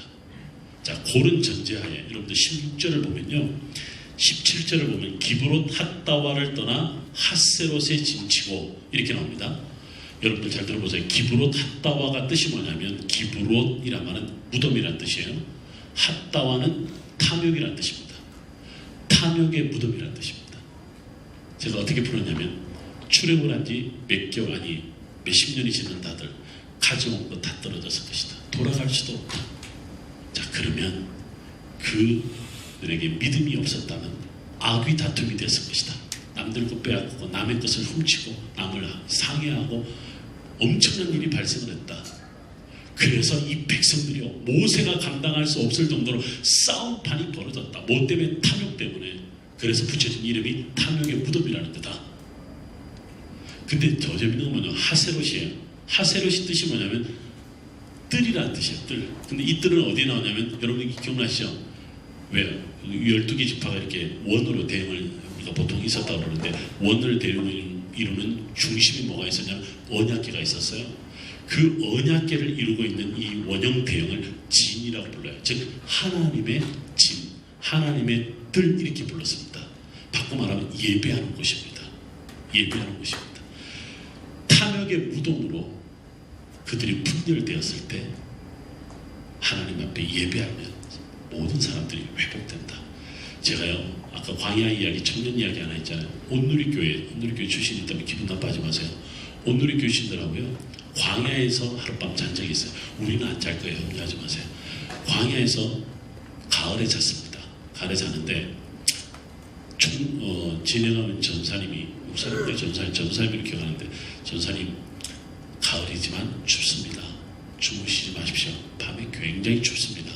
낮과 밤 온도가 너무 다릅니다. 주무시지 마십시오. 근데 이 뭐라고 하지? 우리가 훈련받았습니다. 광야에 잘 겁니다. 추워도 잘 겁니다. 그래서 제가 그러면 나한테 나중에 원망하지 마시오. 광야에 자는 것 다 안 돼. 저는 광야에 가도 텐트에 안 잘 겁니다. 저는 컨테이너 방이 또 하나 있어요. 저는 컨테이너에 잘 겁니다. 동의하십니까? 그래서 괜찮아요. 우리는 텐트에 자고 목사님 자도 됩니다. 나보고 나중에 욕하지 마세요. 네, 이랬습니다. 제가 어떤 경험인지 아시잖아요. 별의별 짓을 다 당해봤기 때문에. 오케이, 오늘의 교회라고 하니까 오케이 했습니다. 밤 12시가 됐을 때 제가 자고 있는 컨테이너 방을 팡팡팡 두드리면서 이 전도사가 찾아왔습니다. 죽게 되었습니다. 뭐가? 추웠어요. 춥기는 텐트에 히팅 다 시스템이고 바람을 넣어서 다 했는데 왜 추워? 아니 그래도 추워요. 그래서 그럼 어떡하자고? 아니 왜 우리를 이런 데 재우냐고. 전사님 잠깐 들어라고. 이 방은 너무 좋은데요? 이랬다. 기억 안 나시나? 나하고 통화할 때 텐트에서 주무시지 말라 그랬다. 나 원망하지 말라 그랬다. 나는 텐트가 아니라 컨테이너 방에 잘 거다. 기억나니 안 나니? 그때 반말이 나가더라고. 아주 어린 친구. 나니 안 나? 나는데요. 그럼 가서 지금 그 난리치면 네 책임이야. 네 책임이니까 네가 마무리해. 나는 관심 없어. 나중에 정말 하면 여행사 컴플레인하면 당신이 컴플레인하지만 당신이 데리고 온다고 그랬어. 다 알아서 해. 거기를 푹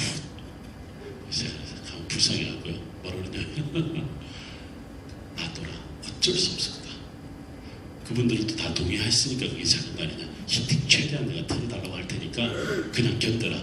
그리고 5시에 제가 그 친구를 데리고 광야에 가서 여기서 예배를 드려라. 예배를 드리면 분위기가 바뀔 거다. 바뀔 뿐만 아니라 아침에 나하고 만나는 아침 7시에 해같이 밝은 얼굴로 나를 만날 거다. 그러니까 왜 하필 여기에 가봐라. 나중에 이유가 있을 것이다. 저는 잤죠. 편하게 따뜻하게.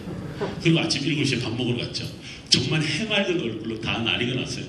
그리고 저보고 밤에 무슨 일이 있어서 아무도 질문 안 해요. 제가 전사님한테 물었어요. 전사님 어떻게 됐어요? 그러니까 목사님 말한 거기 가서 이분들이 찬양하고 예배하는 걸 참 잘해요.